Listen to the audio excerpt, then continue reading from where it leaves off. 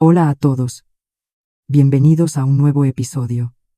Hoy les traigo una historia que me dejó sin palabras, una traición que comenzó en los momentos más vulnerables y terminó de una forma que jamás vieron venir. Es el claro ejemplo de que cuando alguien intenta humillarte, la justicia llega cuando menos lo espera. ¿Creen que Isabel hizo bien al actuar así?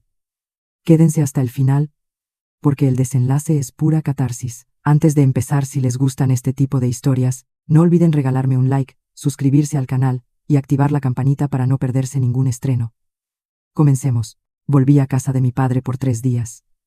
Mi marido me envió mi maleta con una nota: lárgate y no vuelvas. Sonreí con desdén e hice una cosa. Al día siguiente él estaba de rodillas llorando y suplicando mi perdón. Mi nombre es Elena. Este año cumplo 34 y soy la jefa de contabilidad de una constructora en Valencia. Mi trabajo es ajetreado. Mi mente siempre está al límite entre libros de cuentas, contratos, pagos, revisando cada cifra una por una.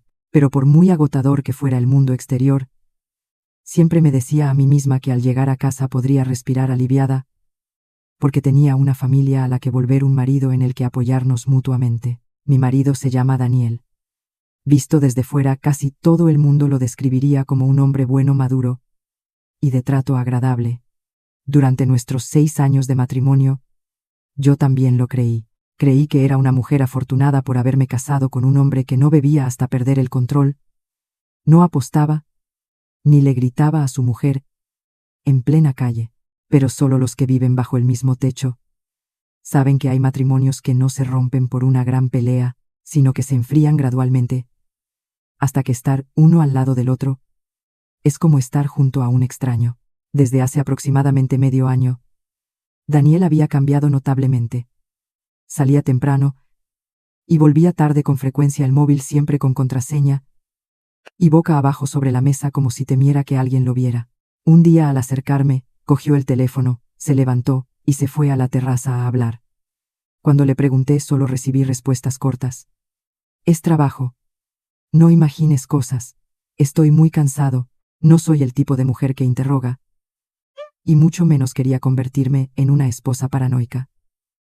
Así que muchas veces, aunque notaba algo extraño, intentaba tragarme mis dudas. Me consolaba pensando que seguramente estaba estresado por el trabajo, que los hombres a esa edad tienen muchas preocupaciones. Como esposa, debía ser un poco más comprensiva, entenderlo un poco más. Seguí cediendo, retrocediendo hasta aquella mañana. Era una mañana completamente normal. Recuerdo perfectamente que estaba en la cocina, cortando un poco de albahaca para espolvorear sobre las tostadas con aceite y jamón de mi marido. Daniel estaba sentado en la mesa con los ojos pegados al teléfono, masticando casi sin ser consciente de lo que comía. El silencio en casa era tan profundo que se podía oír el tic-tac del reloj de pared. En ese preciso instante, sonó mi teléfono. Era mi primo Sergio. Normalmente, rara vez me llamaba directamente tan temprano. Así que, en cuanto vi su nombre en la pantalla, mi corazón dio un vuelco. Apenas me llevé el teléfono a la oreja cuando oí su voz agitada y distorsionada al otro lado. Elena, el tío Alberto ha tenido un ictus. Lo estamos llevando al hospital. Tienes que venir ya, date prisa. Sentí como el cuchillo se me caía de la mano y golpeaba la encimera con un chasquido seco. Me quedé rígida. Un zumbido me llenó los oídos y solo escuchaba fragmentos de sus palabras. En urgencias no se sabe nada. Ven rápido. Mi padre Alberto, con 63 años, había sido un hombre fuerte toda su vida, siempre ágil, rara vez enfermo. Nunca imaginé que un día recibiría la noticia de que se había desplomado así. De repente me giré bruscamente con la voz tan temblorosa que ni yo misma la reconocía. Daniel, mi padre ha tenido un ictus. Tengo que irme ahora mismo. Daniel levantó la vista. Me miró exactamente 2 segundos y luego dejó el teléfono sobre la mesa. Yo esperaba una pregunta, una muestra de preocupación, al menos un ¿cómo está? Te llevo yo. Pero no solo frunció el ceño ligeramente y dijo una frase que me heló la sangre. Pues vete rápido y vuelve pronto, que no afecte al trabajo. Me quedé paralizada. En ese instante no podía entender cómo el hombre que dormía a mi lado cada noche Podía decir algo así, mientras mi padre estaba en urgencias. Su tono no era alto ni agresivo, pero esa indiferencia casual me hirió más que cualquier grito. Lo miré queriendo decir algo, pero sentí como si alguien me estuviera estrangulando, y de nuevo me contuve. Pensé que quizás estaba preocupado por algo de la empresa, que los hombres expresan las cosas de otra manera. Mi familia estaba sumida en el caos en ese momento.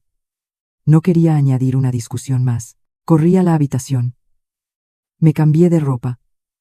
Metí un par de prendas en una bolsa de viaje, el cargador del móvil, y mi DNI, con las manos temblando tanto que me costó varias veces cerrar la cremallera. Pero extrañamente, en medio de esa angustia que me quemaba por dentro, no olvidé mis deberes. Volví a la cocina, apagué la placa de inducción. Guardé la comida en la nevera, y le recordé a mi marido que había crema de verduras en una olla en el frigorífico. Por la noche solo tendría que calentarla. Incluso aproveché para doblar la ropa que había recogido del tendedero la noche anterior, y la dejé ordenada sobre la cama. Ahora, al recordarlo, me veo a mí misma a la vez patética y ridícula. Mi padre en el hospital entre la vida y la muerte, y yo preocupada porque la casa estuviera ordenada, y mi marido no se quedara sin cenar. Antes de irme arrastré la maleta hasta la puerta. Daniel seguía allí sentado con la cabeza gacha, mirando el teléfono. Le dije en voz baja: me voy al hospital a estar con papá unos días. Te llamaré si hay algo. No me miró, solo emitió un milímetro. Un sonido tan ligero y distante, como si la persona que se iba de casa no fuera su mujer, sino una empleada del hogar pidiendo unos días libres. Subí al coche con el corazón como una piedra. Durante todo el trayecto de vuelta a mi pueblo en Teruel, el cielo estaba gris, las nubes bajas, y el viento soplaba con fuerza contra las ventanillas. Me senté abrazando mi bolso, llamando sin parar a mi primo al hospital, preguntando por el estado de mi padre.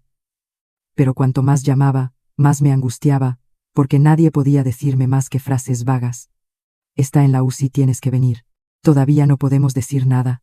En un semáforo en rojo vi mi reflejo en la ventanilla, y sentí un nudo en la garganta. De repente recordé la mirada fría de Daniel esa mañana. Me pregunté si no estaría siendo demasiado sensible. ¿Sería que la preocupación por mi padre me hacía ver fantasmas? Intenté forzarme a creer que todo se arreglaría, que en cuanto mi padre superara la crisis y yo volviera en unos días, la vida volvería a la normalidad. Pero la intuición de una mujer es a veces extraña. Era una punzada sorda en mi pecho, sin palabras, sin forma clara, solo una sensación de inquietud que me acompañó durante todo el largo viaje. Al llegar al hospital corrí hacia la puerta de la unidad de cuidados intensivos. Ver a mi primo y a otros familiares esperando con rostros descompuestos hizo que mis piernas flaquearan. Cuando la puerta se abrió un instante, vi a mi padre acostado con los ojos cerrados, el cuerpo cubierto de cables y tubos. No pude contenerme más, y rompí a llorar allí mismo. Todos los pensamientos sobre el trabajo, la casa o mi marido se desvanecieron. Ante mis ojos solo quedaba una cosa: a mi padre no podía pasarle nada. Me prometí a mí misma que, pasara lo que pasara, me quedaría allí para cuidarlo al menos 3 días, o más si era necesario. No tenía ni idea de que en esos mismos días, en los que yo corría de un lado a otro por el hospital a mis espaldas, mi matrimonio de 6 años, aparentemente estable, estaba siendo desmantelado fríamente, paso a paso, para empujarme a un shock que jamás en mi vida podría olvidar. Sentada junto a la cama de mi padre en medio del penetrante olor a desinfectante, me di cuenta de lo impredecible que es la vida. El día anterior mi padre me había llamado para decirme que fuera a comer el fin de semana. Su voz aún resonaba fuerte y clara, preguntándome si tenía mucho trabajo, si había adelgazado. Y ahora, tras una sola llamada, yacía inmóvil, en una cama de la UCI con los ojos cerrados y la piel pálida. Me senté a su lado sosteniendo su mano venosa con una de las mías, mientras con la otra le ajustaba la manta o miraba fijamente el monitor de constantes vitales, temiendo que si me despistaba un solo segundo, se me escaparía de las manos. Mi madre murió joven. Desde entonces mi padre fue padre y madre para mí. No era un hombre de palabras dulces, pero vivió toda su vida por su hija. Cuando estudiaba fuera, se desvivía por enviarme paquetes con aceite de oliva de nuestro pueblo y embutidos. Cuando me casé, reunió todos sus ahorros para darme una suma de dinero, para que tuviera algo con lo que empezar con la cabeza alta en tu nueva casa, dijo. Por eso verlo allí tumbado Me partía el corazón. Prácticamente no dormí la primera noche. Cuando las enfermeras terminaban de administrarle la medicación, yo me quedaba de guardia. Si pasaba un médico, me levantaba de un salto para preguntar. A veces el cansancio me vencía y apoyaba la cabeza en el borde de la cama durante 10 minutos. Pero me despertaba al instante, con el más mínimo pitido de una máquina. En medio de ese torbellino de angustia, también esperaba una llamada de mi marido. Al fin y al cabo, mi padre era su suegro, un hombre que lo había querido como a un hijo. Pero extrañamente, durante todo el primer día Daniel no llamó. Casi al anochecer, la pantalla de mi móvil se iluminó con un mensaje de texto escueto. ¿Cómo está tu padre? Solo 4 palabras, sin una pregunta más, sin un gesto de consuelo. Leí el mensaje sintiendo una mezcla de tristeza y decepción, pero aún así me dije que seguramente estaría ocupado y lo habría escrito deprisa.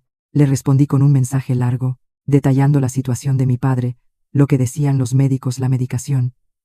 El mensaje fue enviado, y mucho después apareció como leído, seguido de un silencio absoluto. Me senté en silencio junto a la ventana del pasillo del hospital.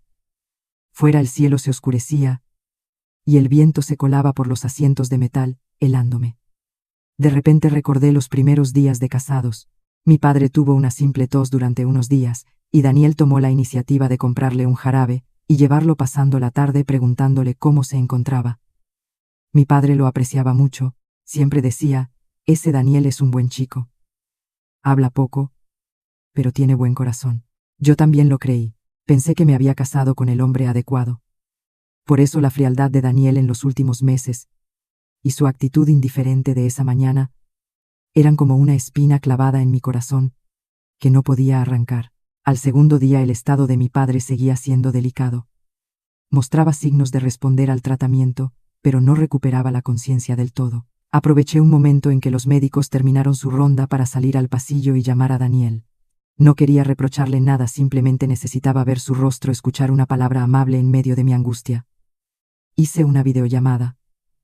Tras varios tonos contestó, pero solo apareció una pantalla en negro. Su voz sonó irritada. Estoy en una reunión. ¿Qué pasa? Solo quería contarte cómo está papá. Y que te echo de menos, dije sintiendo un nudo en la garganta al pronunciar la última frase. Hubo un silencio de 2 segundos al otro lado, y luego Daniel respondió bruscamente. Estoy muy ocupado. Hablamos por la noche. Pero justo en ese momento, detrás de su voz, no se oía el murmullo de papeles, ni la tensión de una reunión. Escuché claramente, aunque muy bajo, el sonido de música de fondo, un ritmo animado, y luego la risa de una mujer, que aunque fue fugaz, fue suficiente para que me quedara paralizada. ¿De verdad estás en una reunión?, pregunté de inmediato. Daniel se enfadó al instante. Si no me crees, allá tú, no aproveches que estás nerviosa por lo de tu padre para buscarme problemas. Dicho esto, colgó abruptamente. Me quedé de pie en mitad del pasillo con el teléfono aún en la mano y un zumbido en los oídos. Antes, por muy enfadado que estuviera, Daniel nunca me había hablado con ese tono. La sensación de inquietud del día anterior creció de golpe. Ya no era una vaga intuición, sino que empezaba a tomar la forma de una sospecha afilada que se clavaba en mi mente. Volví a mi asiento, tratando de convencerme de que quizás había oído mal, que podría ser la televisión, que de verdad estaba en un lugar concurrido, pero cuanto más intentaba excusarlo, más agotada me sentía. Cerca del mediodía, mientras esperaba los resultados de una consulta médica, abrí la aplicación del banco para comprobar cuánto dinero quedaba en la cuenta, ya que una hospitalización larga seguramente implicaría muchos gastos extra. Mi cuenta personal estaba normal, pero al cambiar a la cuenta conjunta que compartíamos, vi que se había realizado una retirada de una cantidad considerablemente grande. Me incorporé de golpe. No eran unos pocos cientos de euros para gastos corrientes. Era una suma que haría que cualquier esposa pidiera explicaciones. Llamé a Daniel inmediatamente. Esta vez contestó rápido, pero su voz estaba cargada de fastidio, como si lo estuviera interrumpiendo en algo muy importante. ¿Acabas de sacar una gran cantidad de dinero de la cuenta conjunta?, pregunté tratando de mantener la calma. ¿Ha surgido algo urgente? Daniel guardó silencio un instante, y luego respondió con frialdad. Sí, he sacado dinero nuestro para mis gastos. ¿Por qué tantas preguntas? Me quedé helada. En 6 años de matrimonio nunca me había hablado así.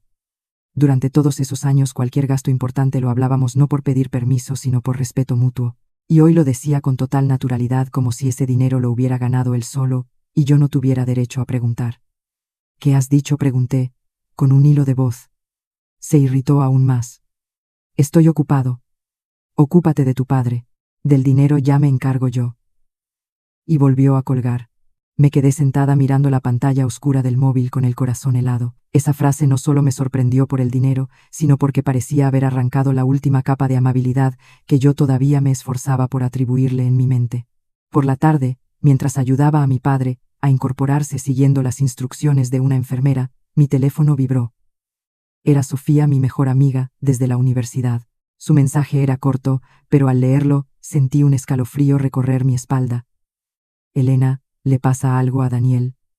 Últimamente lo he visto varias veces con una chica que no conozco. Al principio pensé que sería una clienta, y no dije nada, pero me ha parecido raro. Me quedé mirando esas palabras durante mucho tiempo. Tanto que Sofía envió otro mensaje. Si me equivoco, olvídalo. Pero creo que deberías estar atenta. Me temblaban las manos. Si solo fuera su actitud fría, aún podría engañarme a mí misma. Si solo fuera una transacción bancaria inusual, podría pensar que estaba resolviendo algún asunto. Pero cuando alguien de fuera ve a tu marido con otra mujer, ya no puedes forzarte a creer que es una coincidencia. Aún así no me atreví a creerlo del todo. Me dije que debía mantener la calma, que tenía que verificarlo, porque en ese momento, mi padre seguía en el hospital, y yo no podía derrumbarme. Al final del segundo día, estaba agotada física y mentalmente. Al tercer día, afortunadamente, el estado de mi padre comenzó a estabilizarse. El médico dijo que había superado el peligro y que solo necesitaba seguimiento. Y empezar la rehabilitación poco a poco. Al oír esas palabras casi lloro de alivio. Por primera vez en 3 días, sentí que podía respirar hondo. Calculé mentalmente que si esa noche mi padre seguía estable a la mañana siguiente, aprovecharía para volver a casa un momento, a por más ropa y a ver con mis propios ojos qué demonios estaba pasando allí. Esa tarde, sentada junto a su cama, le envié un mensaje muy corto a Daniel: mañana vuelvo. No le hice reproches ni preguntas, solo esas 2 palabras, pero el mensaje fue enviado. Y pasó 1 hora, 2, y toda la tarde sin respuesta. La pantalla permaneció en un silencio aterrador, y en mi interior comenzó a crecer un mal presentimiento. Supe que mañana, al volver, probablemente tendría que enfrentarme a algo mucho peor de lo que había imaginado. A la mañana siguiente, después de que el médico hiciera su ronda y confirmara que la situación de mi padre estaba lo suficientemente estable como para trasladarlo a una habitación normal, para facilitar los cuidados, sentí que un peso se me quitaba de encima. La noche anterior apenas había pegado ojo temiendo cualquier complicación. Al escuchar al propio médico decir que el peligro inmediato había pasado, sentí que las rodillas me flaqueaban. Mientras ayudaba a mi padre a beber un poco de agua, le pedí a mi primo que bajara a hacer los trámites para el cambio de habitación. Y yo me puse a recoger las pocas cosas que tenía en el sillón plegable junto a la cama. Justo cuando estaba doblando una manta y guardando mis enseres en el bolso, el teléfono vibró. Era un número desconocido. Dudé un momento pensando que sería del hospital para algún papeleo o alguien del trabajo, así que contesté. Al otro lado, la voz de un chico joven habló rápidamente. La señora Elena, le traigo una maleta. El remitente es el señor Daniel. ¿Podría bajar a la entrada del hospital a recogerla? Me quedé paralizada unos segundos. Una maleta enviada por Daniel. Un pensamiento fugaz y optimista cruzó mi mente. Quizás, al ver que llevaba varios días en el hospital, se había dado cuenta de que necesitaba más ropa y me la había enviado. A pesar de la frialdad y el enfado de los últimos días, me obligué a pensar en la opción más amable. Incluso sentí una punzada de amargura, pensando que tal vez por fin se había acordado de que era su marido. Le pedí a mi primo que vigilara a mi padre un momento, y bajé rápidamente a la entrada. Aunque era de día, el ambiente era pesado y bochornoso. El ir y venir de gente y el sonido de una ambulancia a lo lejos hacían que mi cabeza, ya cansada, zumbara aún más. El repartidor, de pie junto a una vieja motocicleta, vio que me acercaba y me entregó una maleta de color gris oscuro. Era la maleta que siempre usaba para viajes cortos de trabajo. Al verla, mi corazón dio un vuelco. ¿Estás seguro de que no te equivocas? La envía Daniel. ¿De verdad?, pregunté para asegurarme. El nombre del remitente era efectivamente Daniel, y su número de teléfono también aparecía claramente en la pantalla. No había error posible. Firmé la entrega sintiendo una mezcla de confusión e inquietud. La maleta no pesaba tanto como imaginaba, pero sentí que me hundía el brazo de una forma extraña. No la subí directamente a la habitación. No sé por qué, pero en ese momento, una sensación muy mala se apoderó de mí, como si algo helado me recorriera la espalda. Arrastré la maleta hasta un rincón tranquilo del pasillo, cerca de las escaleras, un lugar poco transitado. La luz blanca del techo se reflejaba en el suelo de baldosas pulidas, haciendo que la cerradura metálica de la maleta brillara con una frialdad cegadora. Respiré hondo, me agaché, y con manos temblorosas abrí la cerradura. En cuanto la tapa se abrió, me quedé petrificada. Dentro no había un par de conjuntos de ropa doblados con esmero para una esposa que cuidaba de su padre en el hospital, sino todas mis pertenencias personales, metidas de cualquier manera: pijamas, camisas, vaqueros, conjuntos de lencería. Incluso la bufanda que guardaba en el cajón estaba arrugada y embutida allí. Un frasco de crema facial se había abierto manchando una de mis blusas. Un pintalabios rojo rodaba por una esquina, y la caja de analgésicos que tenía en la mesilla de noche. La forma en que habían metido mis cosas no era la de alguien que prepara un equipaje, sino la de alguien que expulsa a otra persona. Me quedé inmóvil con la mente en blanco, mis ojos fijos en ese montón de ropa desordenada. Tardé unos segundos en darme cuenta de que encima de todo había un papel doblado por la mitad y metido en un borde de la maleta.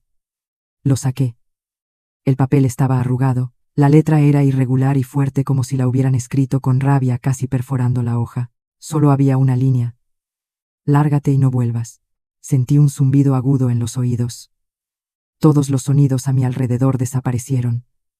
Ya no oía las voces de la gente, ni el traqueteo de los carritos, ni los pasos en el pasillo. Solo esa frase que parecía crecer ante mis ojos: lárgate y no vuelvas. Sin una explicación, sin una última palabra amable. 6 años de matrimonio. Y al final, me echaba con una maleta y una nota, como si estuviera tirando un trasto viejo de casa. Mis manos temblaban tan violentamente que el papel crujía. El corazón me dolía como si alguien me lo estuviera estrujando. Si alguien me hubiera visto en ese momento, habría pensado que acababa de recibir una noticia aún más terrible que la de la enfermedad de mi padre. Quería llorar de verdad. Quería gritar allí mismo, correr a llamarlo, exigirle una explicación, gritarle a la cara qué había hecho yo para merecer un trato así. Pero extrañamente, esa sensación solo duró unos segundos. Justo después del primer shock, un frío terrible se apoderó de mí. Las lágrimas que estaban a punto de brotar se retiraron hacia adentro.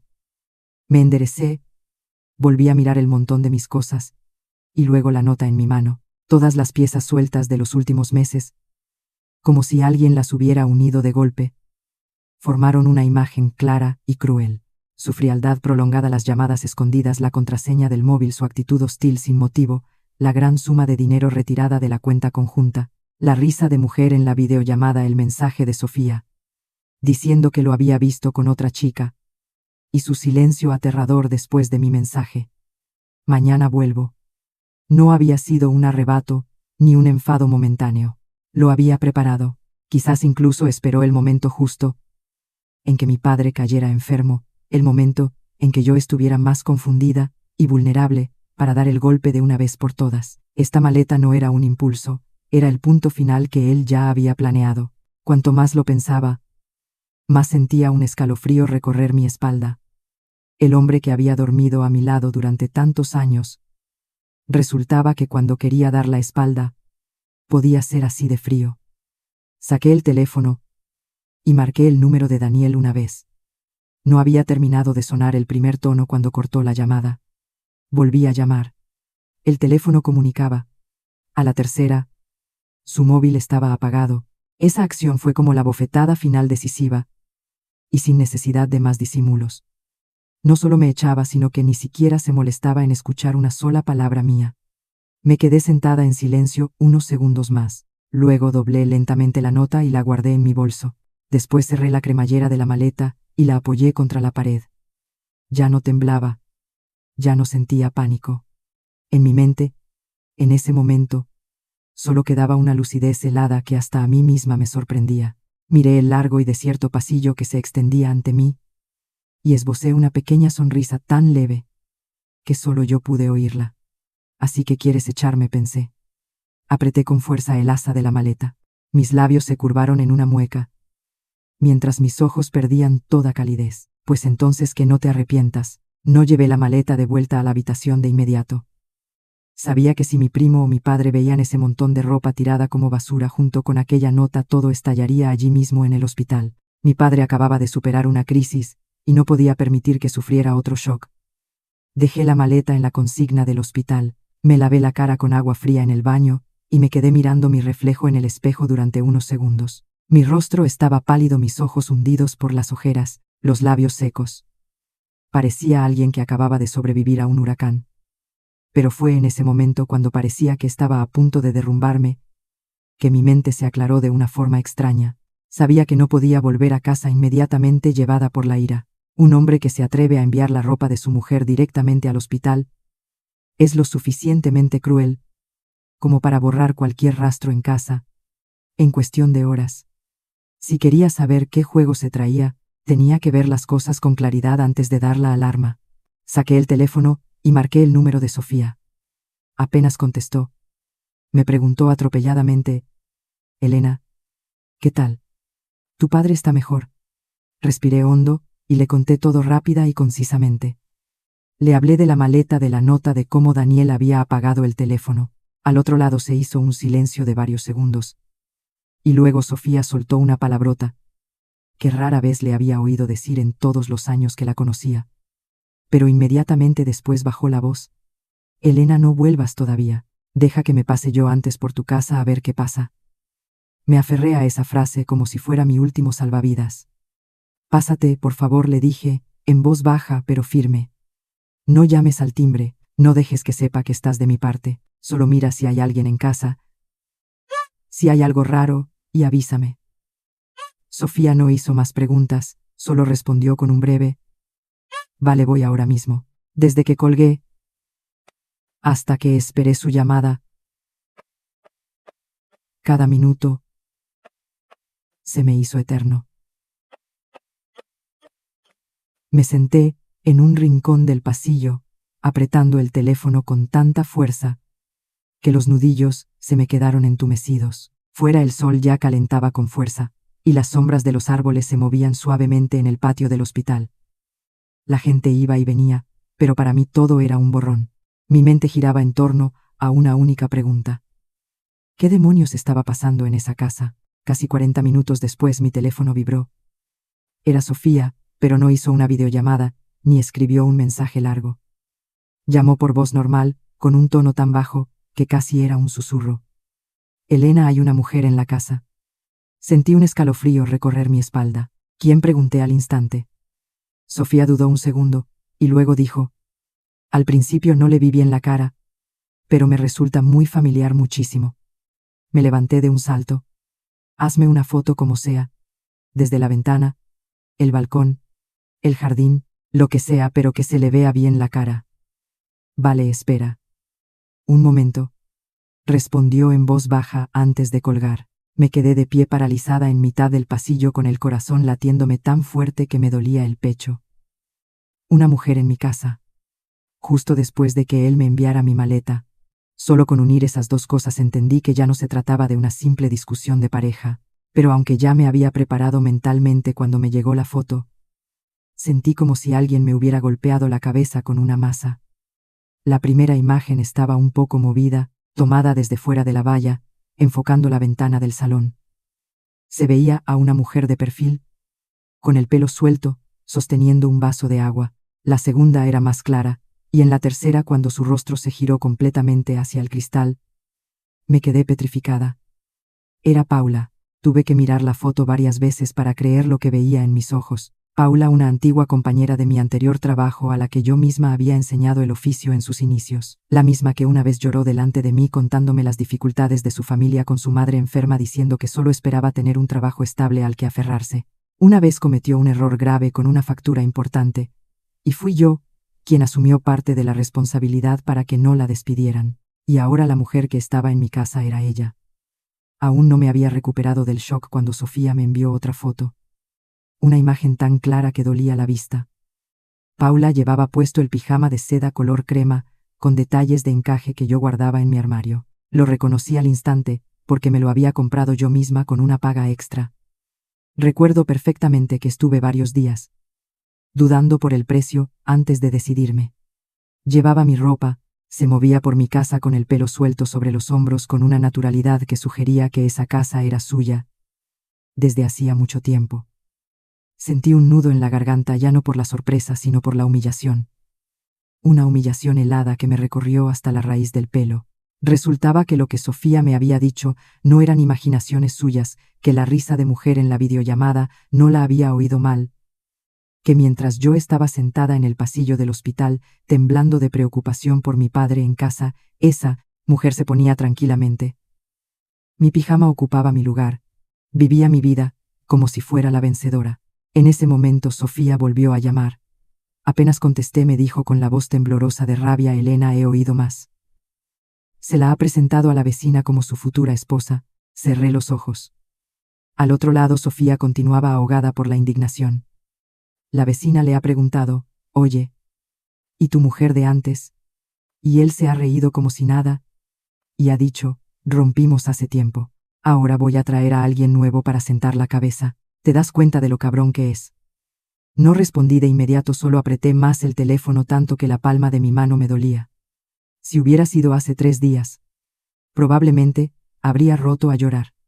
Si hubiera sido otra mujer, quizás habría corrido a casa, le habría arrancado los pelos, lo habría roto todo para desahogarse. Pero en ese momento no sé por qué no podía llorar. Sentía dolor, sentía humillación. Pero por encima de todo, sentía una lucidez tan fría que me asustaba. Sofía, le dije, vete a casa. No dejes que sospechen. Guarda todas esas fotos. No borres ninguna. Intentó decir algo más, pero al oír mi tono, finalmente solo suspiró y respondió: vale, pero Elena, tienes que ser fuerte. Este tipo no merece que te hundas por él. Después de colgar me quedé sentada en silencio durante un buen rato.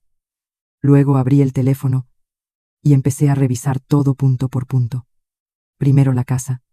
La escritura estaba a nombre de los dos. Lo recordaba perfectamente porque el día que firmamos la compra mi padre me cogió de la mano y me insistió una y otra vez: por mucho que quieras a tu marido, los papeles tienen que estar claros. Luego la cuenta de ahorros conjunta. Después, las pequeñas inversiones que habíamos hecho juntos. Abrí cada aplicación del banco, cada correo antiguo, cada foto de documentos que tenía guardada en el móvil, y cuanto más revisaba, más se me helaba el corazón. Había movimientos de dinero que se habían hecho meses atrás, no solo en los últimos días. Había algunas notificaciones de movimientos que en su momento había pasado por alto, confiando en mi marido. Ahora, al volver a mirarlas, veía que las cantidades no eran pequeñas. Había algunos contratos de inversión que recordaba vagamente que Daniel me había dicho que había que mover temporalmente para que fuera más fácil. En ese momento, no me molesté en preguntar más. Ahora, al recordarlo, me daba cuenta de que paso a paso, él había estado desviando en secreto parte de nuestro patrimonio hacia su lado desde hacía mucho tiempo. Levanté la vista hacia el sol deslumbrante que entraba por la ventana del pasillo y sentí que todo en mi vida se había vuelto extrañamente nítido y frío. Ya no había dudas. Esto no era una infidelidad impulsiva ni un arrebato de ira en el que echaba a su mujer de casa para desahogarse. Daniel lo había planeado todo desde hacía tiempo.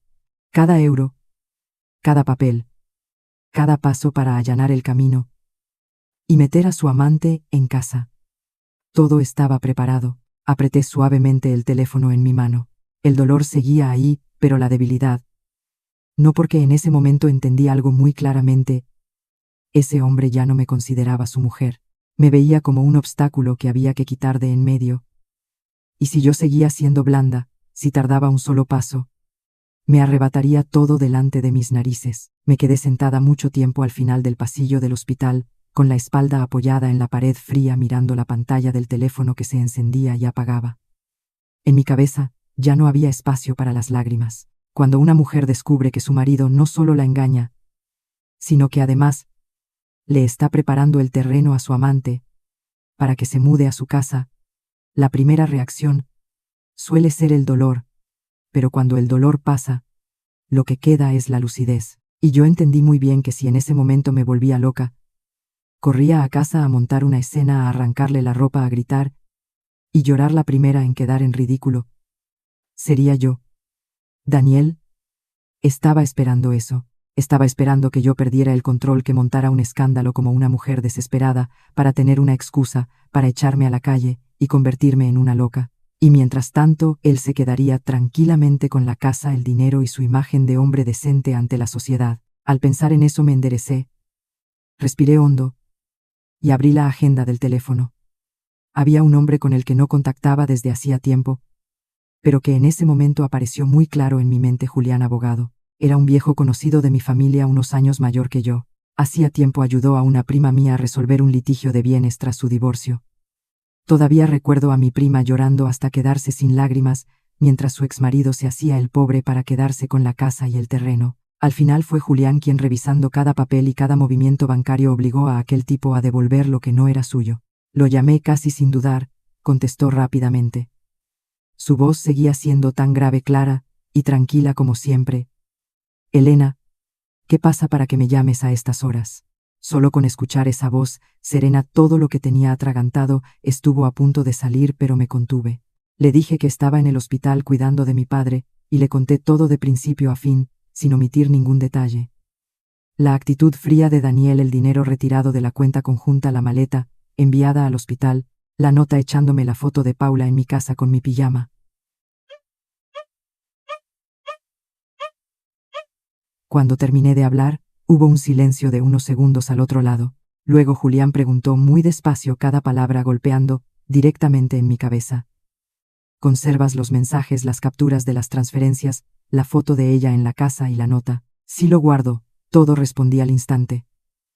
No solo te está siendo infiel, dijo Julián con una claridad que me heló la sangre. Está intentando forzarte a abandonar el matrimonio, sin tener que repartir los bienes gananciales. Apreté con fuerza el teléfono. Aunque ya lo sospechaba, escucharlo de boca de un profesional me dejó helada. Julián no me dio tiempo a hundirme en mis emociones. Continuó preguntando de forma rápida pero clara. Atención, recordaba y respondía, y cuanto más respondía, más frío sentía en la espalda. Había cosas que por confianza había pasado por alto, y que ahora, al recordarlas, apestaban a cálculo. Lo primero, dijo, Julián, no le escribas ni una palabra más llevada por la rabia. Lo segundo, envíame todas las pruebas que tengas cuanto antes. Y lo tercero, bloquea inmediatamente todo lo que aún puedas bloquear. ¿Cómo lo bloqueo?, pregunté con la respiración entrecortada. Me lo explicó de forma rápida y concisa. Tenía que notificar al banco la existencia de un conflicto sobre la cuenta conjunta, solicitar un extracto detallado de todos los movimientos inusuales recientes y todos los documentos originales que tuviera guardados en correos, fotos o archivos digitales. Tenía que reunirlos y guardarlos en otro lugar, por si intentaba borrar los rastros. Allí mismo en el pasillo del hospital me puse a ello. Abrí cada aplicación, cada correo, y le envié a Julián todas las fotos, transferencias, incluso la imagen de Paula. En mi casa había fotos que me dolía volver a mirar, pero cuanto más me dolían, más rápido las enviaba. Entendí que a partir de ese momento ya no podía permitirme ser débil. Mi padre acababa de salir de una situación crítica. No podía dejar que un desgraciado me hundiera a mí también en el barro. A la media hora Julián volvió a llamar. Su voz sonaba más seria. Elena, he echado un vistazo preliminar. El corazón se me encogió. ¿El qué?, pregunté en un susurro. Parece que Daniel ha solicitado un préstamo considerable, usando vuestro patrimonio como garantía, dijo lentamente, como si temiera que me derrumbara. Aún no tengo todos los documentos para confirmarlo, pero los indicios son muy claros. Me quedé sin palabras. Así que no se trataba solo de una infidelidad, ni de echar a su mujer para meter a su amante. Estaba cavando un agujero mucho más grande, más profundo y más sucio. ¿Qué significa eso?, pregunté con la boca seca. Significa, respondió Julián, sin rodeos, que si te ablandas, si te vas en silencio, es muy probable que a tus espaldas él termine de firmar todos los papeles, y entonces no solo perderás la casa y tus bienes, sino que podrías acabar cargando con la deuda que él ha generado. Sentí que se me helaban las manos.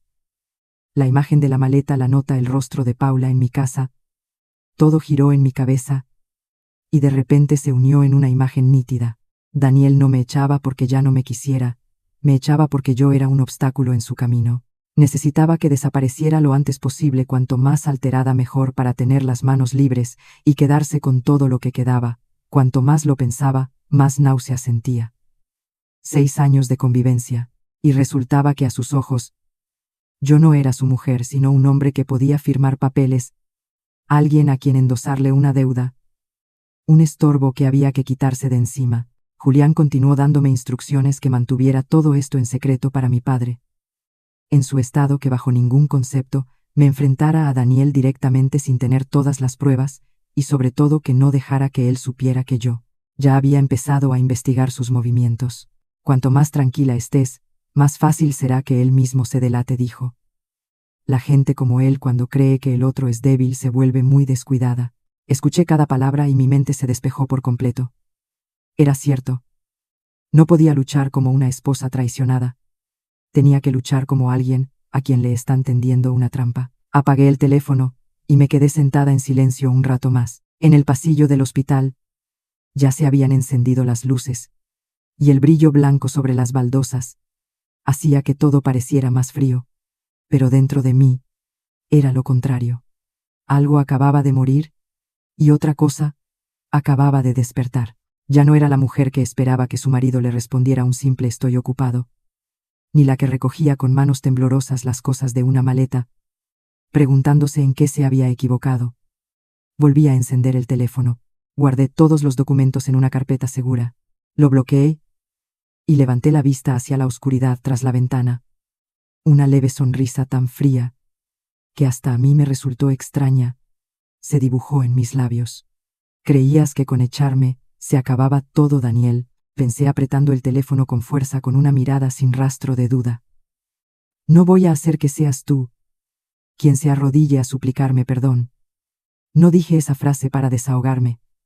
La dije para recordarme a mí misma que a partir de ese momento, cada paso que diera tenía que ser calculado, seguro y más frío que él. Esa misma noche, después de que mi padre se durmiera, aproveché para salir al pasillo y volver a llamar a Julián. Le dije que no quería esperar más. La casa era un bien ganancial, y tenía que volver para ver todo con mis propios ojos. Pero también sabía que si iba sola en ese momento, Daniel sería perfectamente capaz de inventarse que yo había ido a montar un escándalo y darle la vuelta a la tortilla. Julián, tras escucharme solo, dijo brevemente: «Mañana por la mañana paso a recogerte. Avisaré a la policía local para que estén al tanto de que hay un posible conflicto de propiedad. No te dejes llevar por la ira. Recuérdalo ahora, necesitas pruebas, no una pelea». «De acuerdo». «De acuerdo», respondí antes de colgar. Esa noche seguí sentada junto a la cama de mi padre, pero mi mente ya no estaba en el caos de los días anteriores. El dolor seguía ahí, pero se había retirado a un segundo plano, dejando espacio a una lucidez mucho más afilada. A la mañana siguiente les pedí a mi primo y a una tía que se turnaran para cuidar de mi padre durante unas horas. Mi padre todavía estaba débil, pero al verme cambiarme de ropa me preguntó en voz baja: «¿A dónde vas, hija?». Me incliné para ajustarle la manta, esforzándome por mantener un tono de voz normal. «Voy a casa por más cosas. Y vuelvo enseguida, papá». Él asintió levemente. Me di la vuelta rápidamente, porque si me quedaba un segundo más, no habría podido ocultar la tormenta que se reflejaba en mis ojos. Julián llegó puntual. Conducía un coche negro. Iba vestido de forma impecable, y su rostro era tan sereno que contagiaba cierta calma. De camino me repitió algunas cosas: bajo ningún concepto usar la violencia, no decir nada que él pudiera usar en mi contra, y no revelar cuántas pruebas tenía ya en mi poder. Sentada a su lado mirando la carretera familiar que llevaba a mi barrio, sentí que todo me resultaba extrañamente ajeno. Había recorrido ese camino cientos de veces durante años, sin embargo esa mañana sentía el corazón tan pesado, como si estuviera entrando en un lugar que ya no me pertenecía. En cuanto el coche giró en la esquina de mi calle, vi lo primero: la cerradura de la puerta exterior había sido cambiada. Sentí un vuelco en el corazón, y la sangre me subió a la cara. Daniel no solo me había echado con una maleta, sino que se había atrevido a cambiar la cerradura, como si yo fuera una extraña, como si esa casa fuera exclusivamente suya. Me quedé parada 2 segundos mirando la cerradura nueva y reluciente, y luego caminé directamente hacia el timbre, y lo pulsé 1, 2, 3 veces. Dentro hubo un silencio de unos segundos, y luego, el sonido de unas zapatillas arrastrándose. La puerta se entreabrió, y la persona que apareció ante mí fue Paula, y lo que hizo que apretara los puños, hasta hacerme daño, no fue solo su cara, sino el pijama de seda color crema, que llevaba puesto el mismo que yo me había comprado con la paga extra, la tela fina, el ribete de encaje en el cuello hasta el pequeño lazo en la cintura. Lo reconocí sin lugar a dudas. Paula se apoyó en el marco de la puerta, me recorrió con la mirada de arriba a abajo, y sonrió con suficiencia. Esa sonrisa ya no tenía nada de la timidez y vulnerabilidad que recordaba. Era arrogante, desafiante y repugnante. Vaya, todavía te atreves a volver, dijo alargando las palabras como si quisiera clavármelas en los oídos. Pensé que ya habías entendido la indirecta. Antes quizás le habría dado una bofetada, pero en ese momento, no sé por qué me sentí extrañamente tranquila. La miré fijamente a los ojos sin parpadear, y pronuncié cada palabra con una voz fría como el hielo. Esta es mi casa. Tú solo eres del tipo que entra por la puerta de atrás. No te quedes bloqueando la principal. El rostro de Paula se ensombreció al instante. Antes de que pudiera replicar, se oyeron unos pasos firmes desde dentro. Apareció Daniel. Llevaba pantalones de estar por casa, una camiseta gris, y el pelo un poco revuelto como si acabara de levantarse. Pero lo que más me asqueó no fue su aspecto sino su mirada. Ya no había rastro de falsa amabilidad. Me miró con un desprecio descarado, con los labios curvados en una media sonrisa de desdén, y soltó: ya te lo di. Lárgate de una vez. ¿A qué demonios vuelves? Antes de que yo pudiera responder, Julián se adelantó y se puso a mi altura. Abrió su maletín, sacó una fotocopia de la escritura de la casa, y dijo con voz clara y firme: Señor Daniel, esta vivienda es un bien ganancial legalmente perteneciente a usted y a su esposa. El hecho de que usted haya cambiado la cerradura unilateralmente e impida el acceso a la copropietaria constituye una vulneración de su derecho de uso. Ya hemos informado a la policía local sobre un posible conflicto, así que le ruego que nos permita entrar. Al oír la palabra policía, los ojos de Daniel parpadearon rápidamente. Fue solo un instante, pero vi claramente cómo se quedaba paralizado. Paula, por su parte, se giró hacia él con la voz empezando a subir de tono por el nerviosismo. Pero si me dijiste que ella ya no podía hacer nada, ¿por qué trae un abogado? Apenas soltó la frase pareció darse cuenta de su error y se mordió el labio callándose, pero ya era tarde. Solo esa reacción de pánico fue suficiente para que yo entendiera que ambos habían pensado que yo me iría con el rabo entre las piernas. Daniel se quedó quieto unos segundos, y luego a regañadientes se apartó. Entré en la casa. Al poner el primer pie en el suelo del salón, sentí una punzada de dolor, no por debilidad, sino por lo que veían mis ojos. La foto de nuestra boda había sido descolgada de la pared. En su lugar, había un jarrón con lirios blancos recién puestos. Debajo de la mesa, había varios objetos de mujer que no eran míos. Unas zapatillas de casa rosas, un set de maquillaje, una pinza para el pelo con perlas tirada en el sofá. Todo estaba colocado no solo para ser usado, sino para marcar territorio, para restregarme por la cara que mi lugar en esa casa ya había sido ocupado por otra. Me quedé quieta observándolo todo. Quizás Daniel esperaba que me volviera loca. Quizás Paula también esperaba una escena de celos para poder hacerse la víctima. Pero no les di lo que querían. Simplemente saqué mi teléfono, activé la cámara y grabé lentamente un video panorámico: la entrada, el salón, el jarrón, las zapatillas, la mesa, el hueco donde había estado nuestra foto. Nadie se atrevió a detenerme.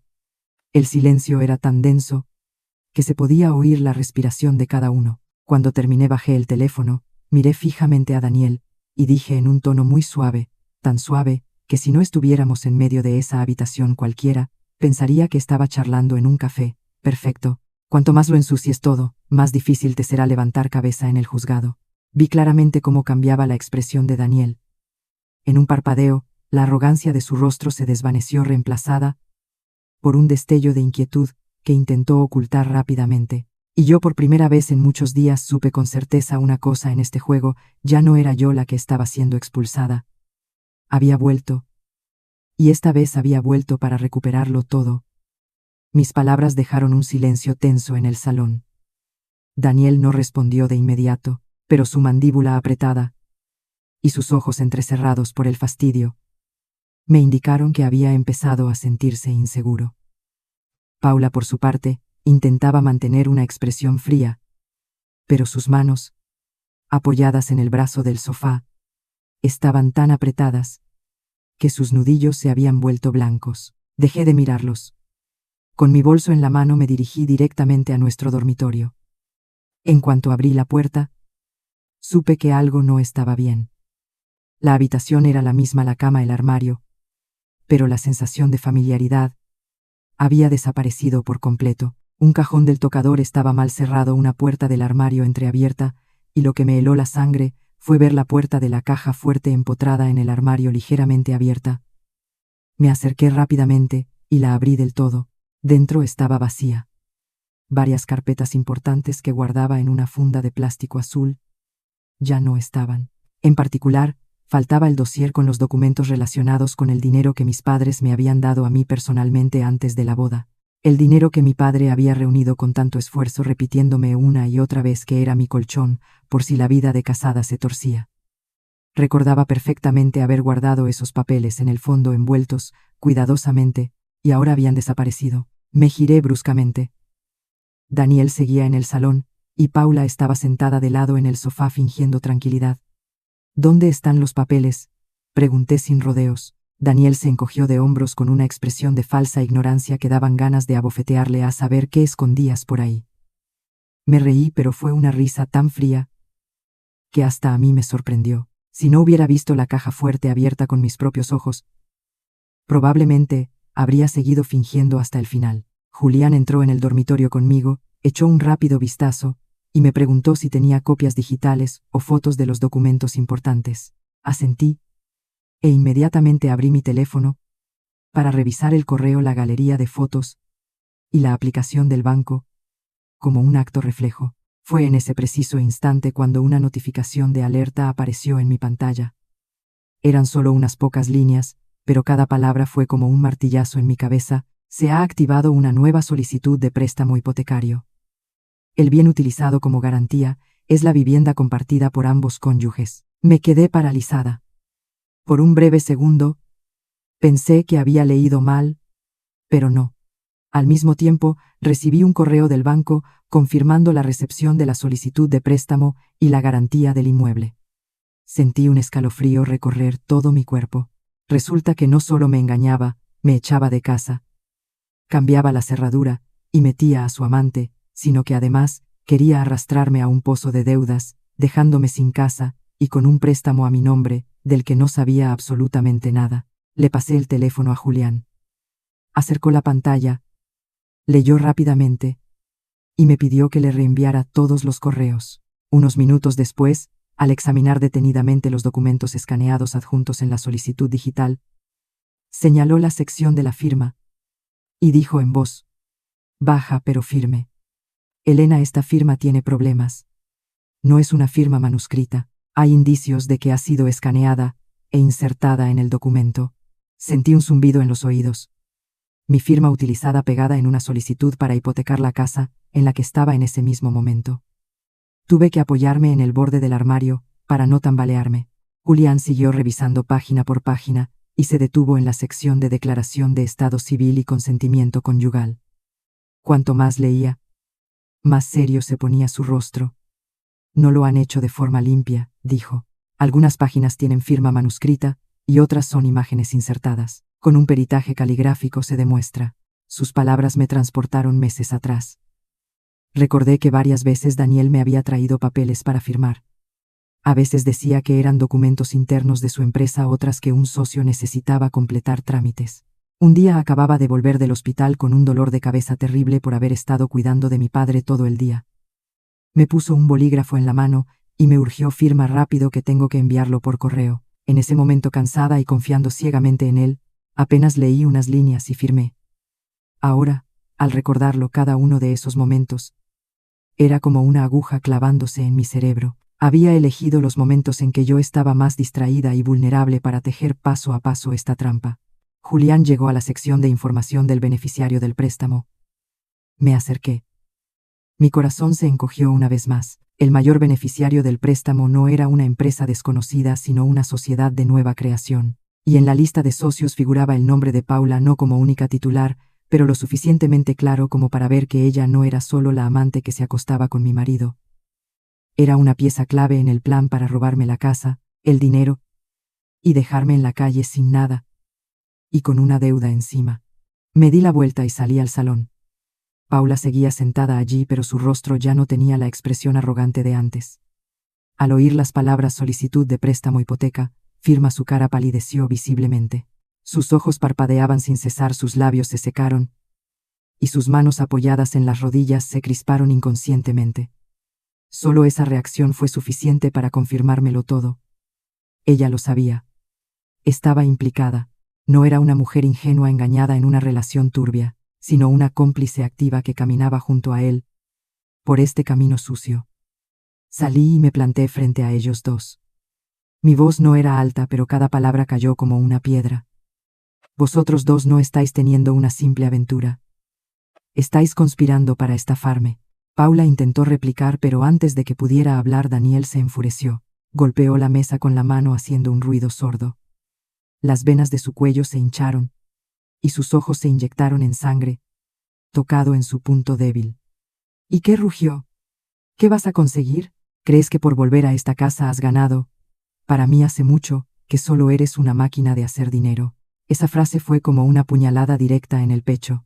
Creía que ya era lo suficientemente fría, que estaba preparada. Pero al escucharlo de la boca del hombre, que una vez me llamó esposa, mi corazón se retorció de un dolor que me dejó sin aliento. 6 años juntos. 6 años en los que yo me había preocupado. Había contribuido con dinero, esfuerzo, confianza, cuidando de nuestro hogar. Y al final, a sus ojos, yo solo era una máquina de hacer dinero, un medio para firmar papeles, alguien a quien usar como escudo para sus deudas. Pero fue en ese preciso instante, cuando el último resquicio de afecto que quedaba en mí murió por completo.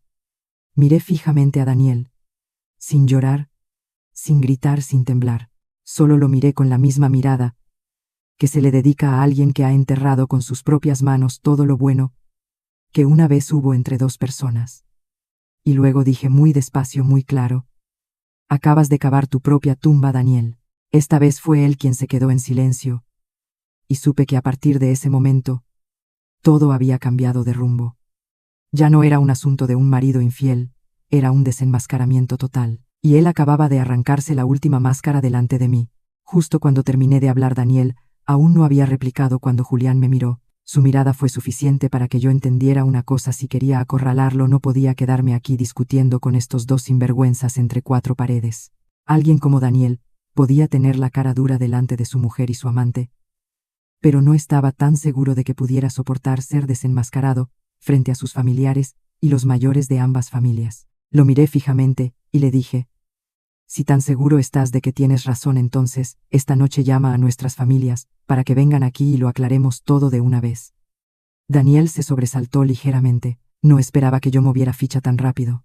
Paula también se giró, para mirarlo con un atisbo de pánico en los ojos. Pero pasados unos segundos, Daniel volvió a envalentonarse y sonrió con desdén. Perfecto. A ver si te atreves tú. Asentí. Ya no tenía nada que temer. Dicho esto, llamé personalmente a mi tío, le pedí que viniera a mi casa por la noche, y avisé a mi tía y a mi primo de que había un asunto que requería la presencia de la familia como testigos. No entré en detalles, solo dije que mi matrimonio atravesaba una crisis muy grave. Por la tarde apareció también mi suegra Marta. Nada más entrar me lanzó una mirada mordaz con los labios apretados, como si estuviera a punto de insultarme, y no me decepcionó. Sin siquiera sentarse me señaló con el dedo con una voz agria como el vinagre. ¿Qué haces tú aquí otra vez? Si tu marido no te quiere, es inútil que te aferres. Una mujer que deja que su marido se canse de ella hasta el punto de echarla de casa, debería mirarse un poco a sí misma. Meses atrás probablemente habría aguantado esa humillación para mantener la paz, pero ahora ya no estaba dispuesta a ceder. La miré directamente y le respondí sin rodeos, sin bajar la cabeza. Su hijo no me deja por falta de amor. Me deja porque quiere quedarse con la casa, el dinero, y endosarme a mí sus deudas. Mis palabras cayeron como un jarro de agua fría en el salón. El ambiente se congeló. Mi tío, que acababa de sentarse, se quedó paralizado. Mi tía me miró atónita, y luego se giró hacia Daniel. Pero él reaccionó rápidamente y me interrumpió con un tono de falsa víctima, que daba náuseas. No la escuchéis. Siempre ve las cosas a su manera. Me ha tenido abandonado. Solo le importaba su trabajo y su familia. He aguantado mucho. Y ahora que no puedo más, me echa toda la culpa a mí. Incluso fingió un suspiro, moviendo la cabeza como un hombre verdaderamente desdichado. Una esposa que no cuida de su hogar y que además no puede darme hijos. ¿Cómo se supone que voy a vivir? Al oír eso, se me helaron las manos. Sabía que era un canalla, pero no imaginaba que pudiera ser tan rastrero como para sacar el tema de los hijos, para rematarme delante de todos. Mi padre aún estaba en el hospital, y nuestra dificultad para concebir era un dolor que yo había mantenido en privado, y él lo sacaba a relucir como una excusa para blanquear su imagen. Mi tía indignada estaba a punto de hablar, pero Paula se le adelantó. Se acurrucó junto a Daniel con una voz suave y falsamente compasiva, que resultaba repulsiva a Elena. Cuando el amor se acaba, hay que saber soltar. Si sigues así solo conseguirás quedar mal. Las mujeres demuestran su valía sabiendo cuándo retirarse.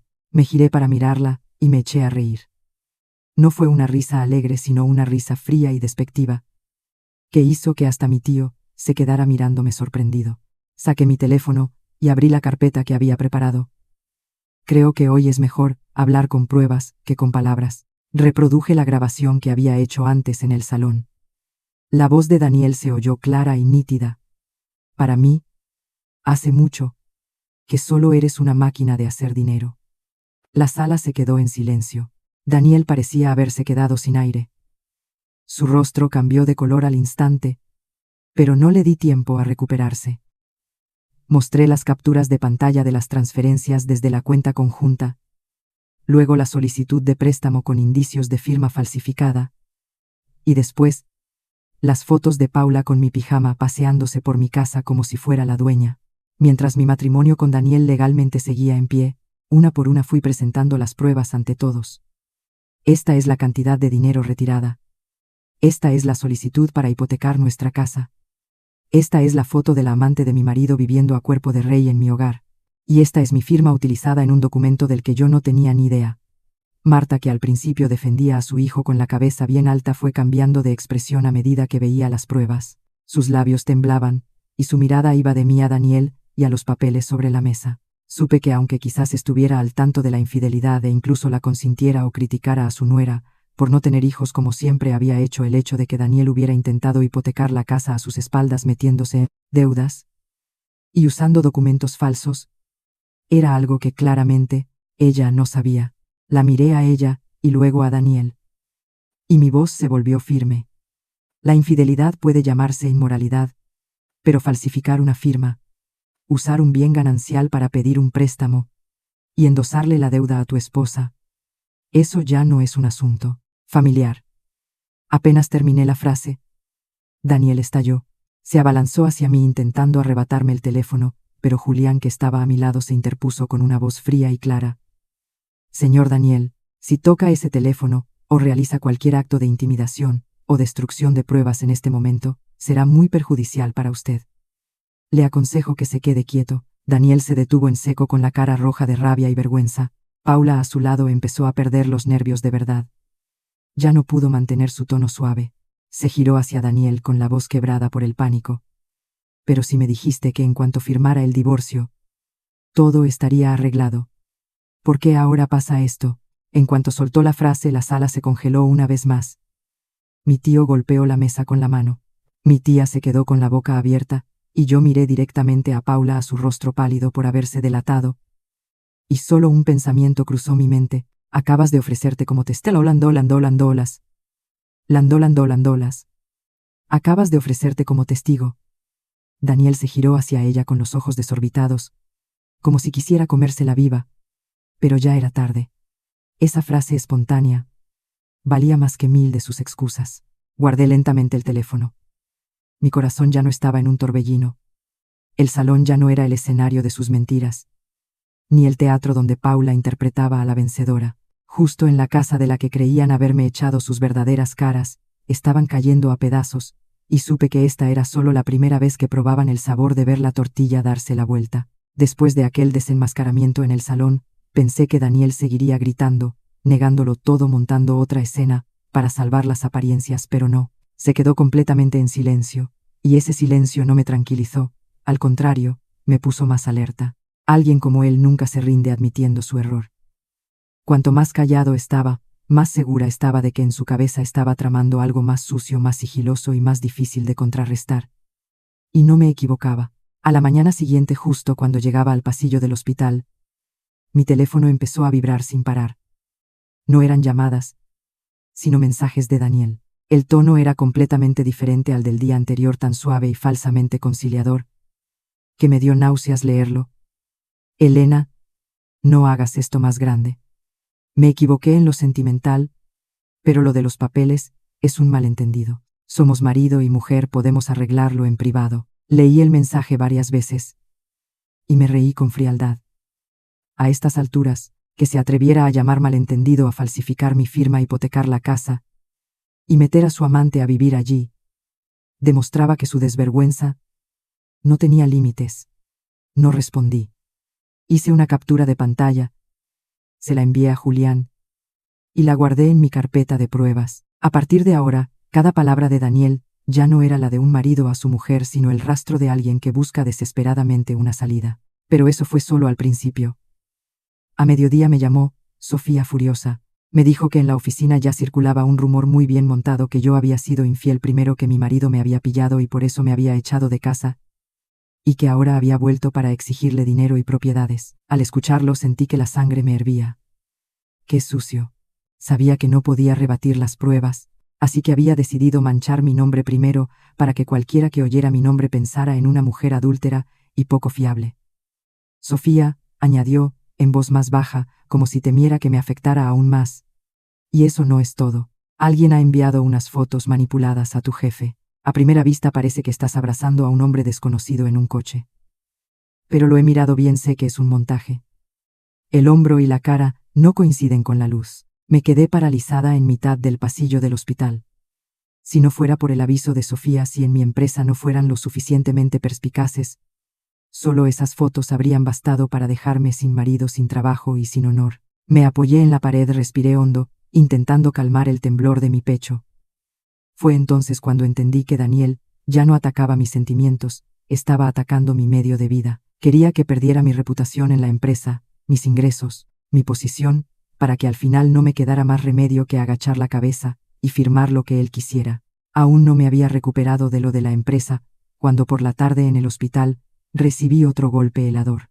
Una enfermera a la que conocía de vista me llevó a un rincón y me dijo en voz baja: «Señora Elena, esta mañana vino una gente extraña preguntando por el historial médico de su padre. Dijeron que eran familiares del yerno y preguntaron con mucho detalle sobre su estado de salud, el seguro, quienes venían a visitarlo». Al oírlo, se me helaron las manos. «¿Quiénes eran?», pregunté al instante. La enfermera negó con la cabeza. Dijo que eran un hombre y una mujer bien vestidos, que hablaban en voz baja, por lo que al principio, por suerte, no les dieron el historial, porque el médico responsable había dado orden de hablar solo directamente con los familiares de sangre. Me quedé de piedra. Daniel ya estaba merodeando incluso cerca de mi padre. No solo quería atacarme a mí, sino que quería extender sus tentáculos. Quería obtener información, averiguar hasta qué punto mi padre podía seguir apoyando a su hija, o peor aún, usarlo para presionarme, para que mi padre se enterara y me obligara a ceder. Al pensar en eso sentí un nudo en la garganta. Un hombre que llega a esos extremos ya no tiene ningún tipo de escrúpulo. Ni siquiera respetaba a alguien que acababa de sufrir un ictus. Esa noche, justo después de que mi padre se durmiera, mi teléfono volvió a iluminarse. Esta vez era una llamada directa de Daniel. Miré la pantalla unos segundos y contesté. Su voz al otro lado era extrañamente suave, el tono meloso y falso de una serpiente que se enrosca antes de atacar. Elena, lo he pensado. No hagamos un escándalo de esto. Te doy la oportunidad de retirarte de forma pacífica. Firma el divorcio y te dejaré ir dignamente. Al escucharlo me eché a reír. La frase "te doy la oportunidad" era algo que solo alguien como Daniel podría decir. Hipoteca la casa, tira mi ropa en una maleta, mete a su amante a vivir, falsifica mi firma, y ahora me concedía una salida digna. Mantuve mi voz firme y fría. Quien necesita una salida, eres tú, no yo. Hubo un silencio de varios segundos al otro lado. Pude oír claramente su respiración agitada a través del teléfono. La fina capa de amabilidad que había intentado mostrar se resquebrajó al instante. Cuando volvió a hablar, su tono había cambiado por completo, volviéndose duro, venenoso y revelando su verdadera naturaleza. Pues entonces, no me culpes por ser despiadado. No respondí. Colgué. El pitido insistente en el teléfono hizo que el silencioso pasillo del hospital pareciera aún más frío. Me senté en un banco con las manos sobre las rodillas, mirando la oscuridad tras la ventana. Lo que sentía ya no era simple rabia. Era la certeza de que se avecinaba una tormenta aún mayor. Y esta vez Daniel ya no fingiría, ya no mantendría las apariencias. Estaba acorralado, y un hombre como él, cuando está a punto de caer, se revuelve con más saña y suciedad. Apreté el teléfono en mi mano y abrí lentamente la carpeta de pruebas para revisarlo todo. Una vez más, mensajes, fotos, grabaciones, transferencias, documentos. Todo tenía que estar intacto, completo. Porque sabía muy bien que después de esa llamada, ya no me enfrentaría a un marido que intentaba justificarse, me enfrentaría a un hombre desesperado a punto de lanzar su ataque más fuerte. Y también sabía que si yo dudaba, aunque fuera un solo paso, él estaría dispuesto a pisotear mi honor y mi futuro para salvarse. La llamada de Daniel no me quitó el sueño, pero me mantuvo despierta toda la noche en un estado de alerta helada. Sabía que estaba desesperado, y cuando alguien como él se desespera, no se detiene ante nada. Y así fue. A la mañana siguiente, al salir a comprar el desayuno para mi padre, sonó mi teléfono. No era Daniel, sino una empleada del banco, con voz muy profesional.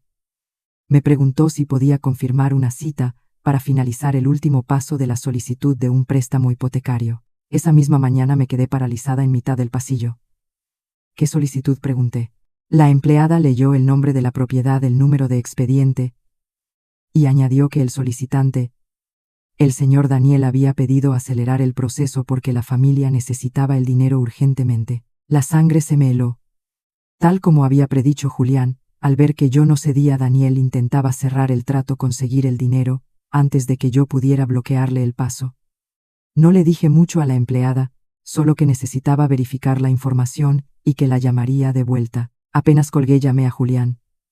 Al escuchar la noticia me dijo rápidamente: está realmente desesperado. Y cuanta más desesperación, más errores comete. No lo alertes. Deja que yo hable primero con el banco. Si colaboran, lo atraeremos al centro del escenario para desenmascararlo. Menos de media hora después, Julián me llamó. El banco había aceptado colaborar, manteniendo la confidencialidad, y sin informar a Daniel de que su solicitud estaba bajo sospecha. Mi tarea era atraerlo a hacer que él mismo confesara lo que creía que era un secreto. Julián me dijo que le enviara un mensaje muy corto.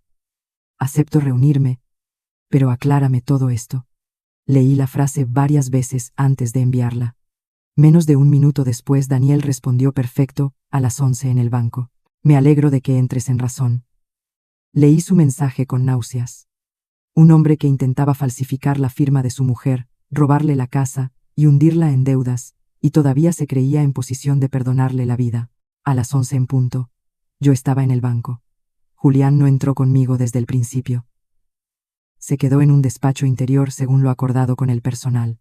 Me senté en la zona de espera con la espalda recta y las manos sobre mi bolso.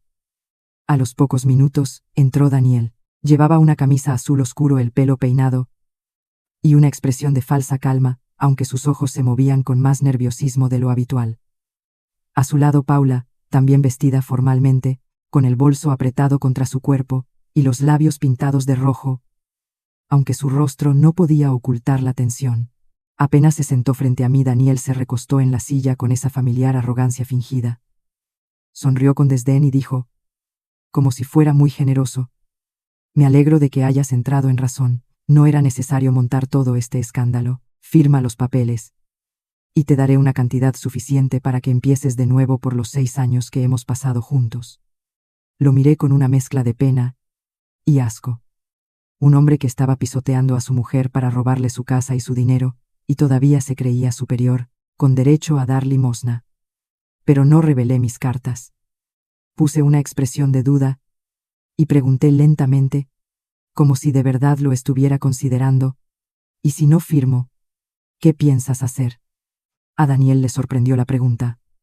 Sonrió de lado, miró rápidamente a Paula, y luego se volvió hacia mí bajando la voz con un aire de suficiencia. Aunque no firmes, puedo conseguir el dinero igualmente. Tu firma, ya la tengo. No te creas tan importante. Apenas terminó la frase, mi corazón dio un vuelco, y luego se calmó por completo. Sabía que el pez había picado. En ese momento la puerta del despacho interior se abrió. Julián salió acompañado de una empleada del banco y un hombre mayor, probablemente el director de crédito. La expresión de Daniel cambió al instante. La arrogancia de su rostro se desvaneció, dejando solo un pánico que no pudo ocultar. Paula se puso pálida, apretando el asa de su bolso con manos temblorosas.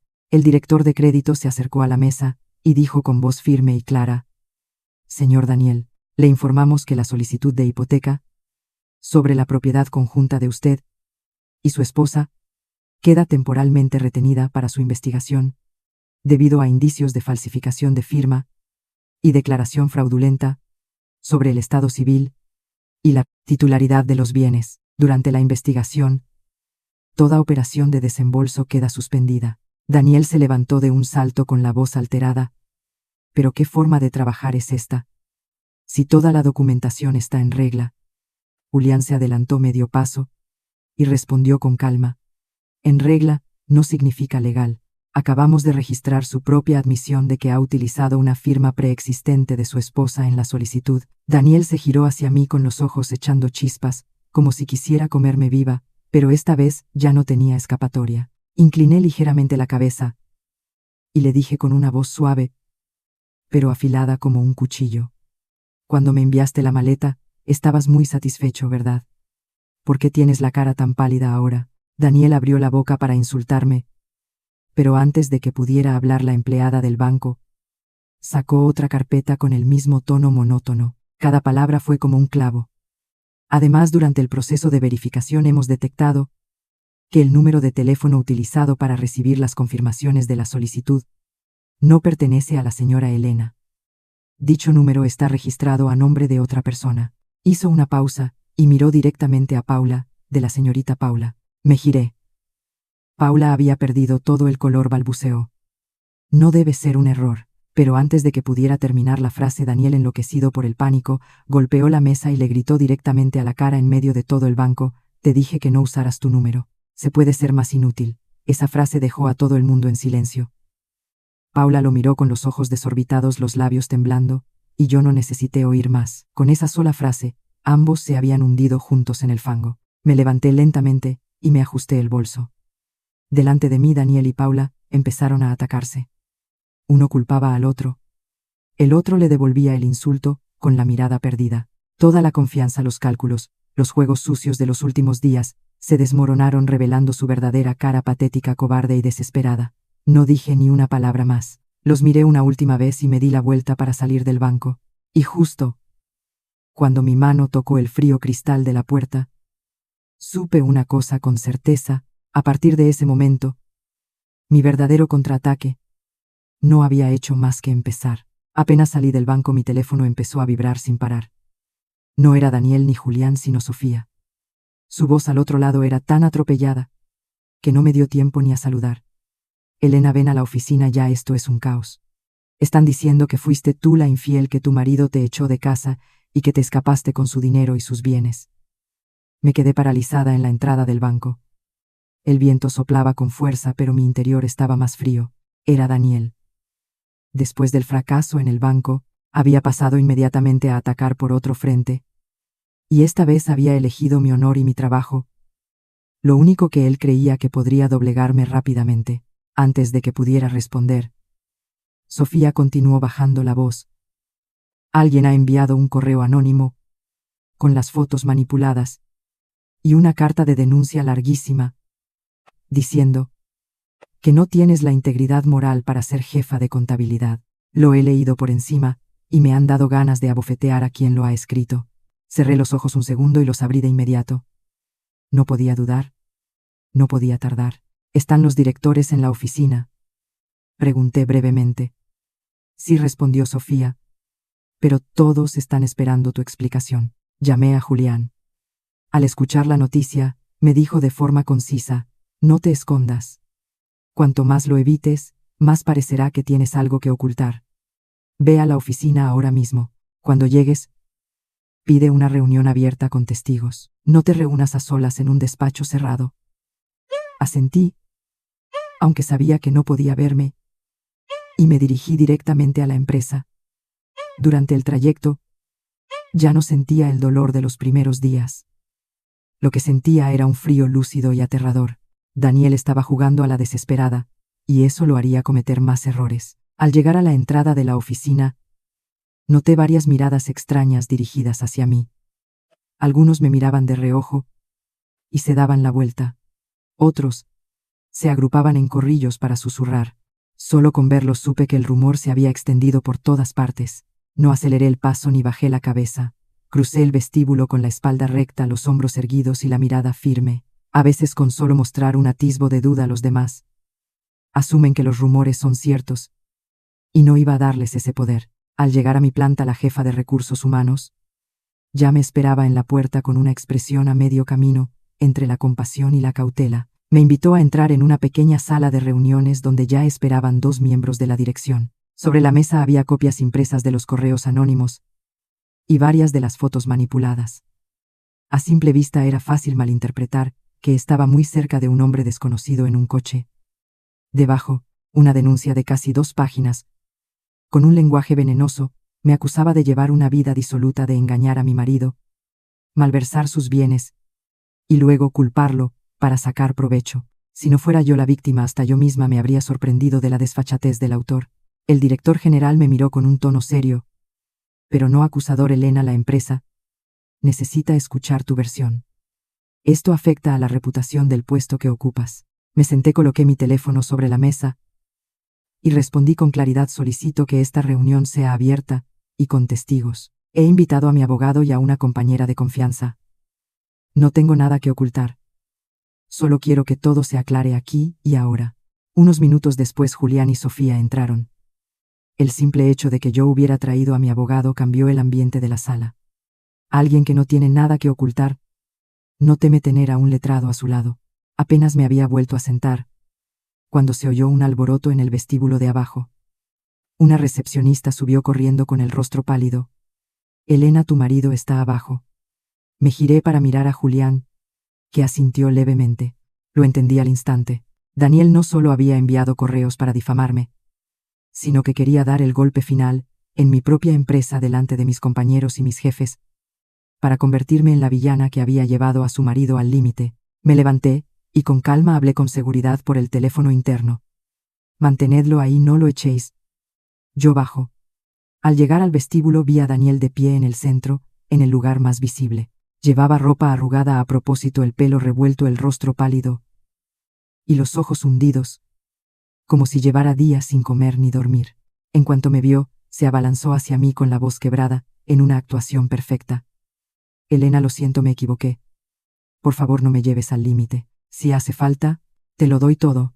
Vale. El vestíbulo se llenó de murmullos. La gente que pasaba se detenía. Algunas empleadas jóvenes me miraban con desconfianza. Una mujer con menos autocontrol habría saltado a discutir. Pero yo no me acerqué, no grité, ni lloré. Caminé directamente hacia él, me detuve a un brazo de distancia Y le pregunté con una voz tan uniforme que resultaba gélida. Dices que yo te estoy llevando al límite. ¿Te atreves a repetir eso delante de la policía y del banco? Daniel se quedó paralizado un instante. Lo vi claramente, pero un segundo después, volvió a tensarse, continuando con su teatro. No me amenaces con la ley. Somos marido y mujer. Los trapos sucios se lavan en casa. Si haces esto tan grande, es solo para humillarme. No esperé a que dijera más. Saqué mi teléfono, activé el altavoz y reproduje la grabación del banco. La voz de Daniel resonó clara y fuerte en todo el vestíbulo. Aunque no firmes, puedo conseguir el dinero igualmente. Tu firma ya la tengo. No te creas tan importante. El vestíbulo se quedó en silencio. Algunas de las personas que habían estado susurrando se callaron de golpe. El rostro de Daniel pasó de rojo a blanco en cuestión de segundos. Abrió la boca pero no le salió ni una palabra. Lo miré directamente a los ojos y dije pronunciando cada sílaba lentamente sin alzar la voz, pero lo suficientemente alto para que todos lo oyeran. No has venido aquí a disculparte, has venido a seguir manchando mi nombre para salvar tu puesto, tu dinero y tu reputación. Pero me temo que hoy te has equivocado de escenario. Julián se adelantó y le entregó al director general la confirmación de la reunión con el banco y una copia de los correos anónimos. El rostro del director se ensombreció y dijo delante de todos que la empresa colaboraría inmediatamente para investigar la difusión de información falsa y que por el momento no había ninguna base para las acusaciones contra mí. Solo con esa frase el castillo de mentiras que Daniel había construido con tanto esmero se derrumbó en medio del vestíbulo. Quizás al darse cuenta de que estaba perdido, Daniel perdió el control.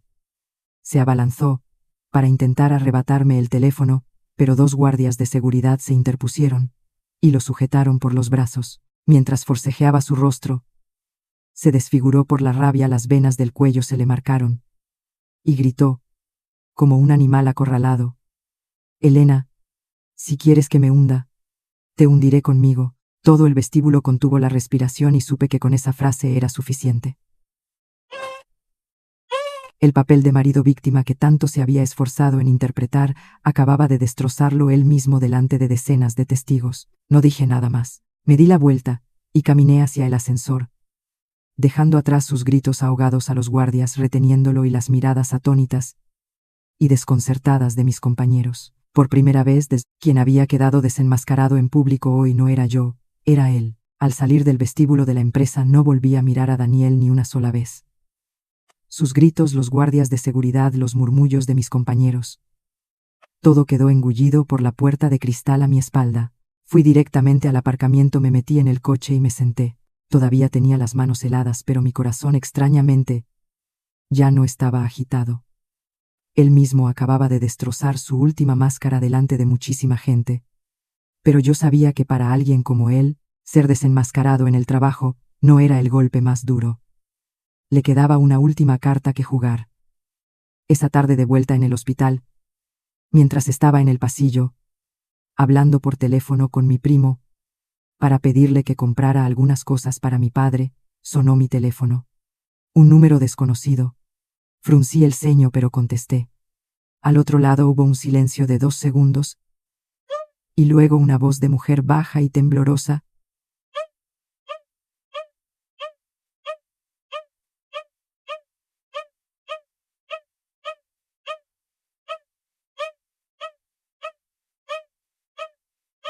Al otro lado hubo un silencio de 2 segundos y luego una voz de mujer. Me quedé quieta mirando la luz pálida del atardecer a través de la ventana del pasillo. Esa misma mañana, ella estaba sentada al lado de Daniel, dejando que él me difamara en mi propia empresa, y ahora me llamaba con esa voz. No me creí una palabra de que fuera por remordimiento de conciencia.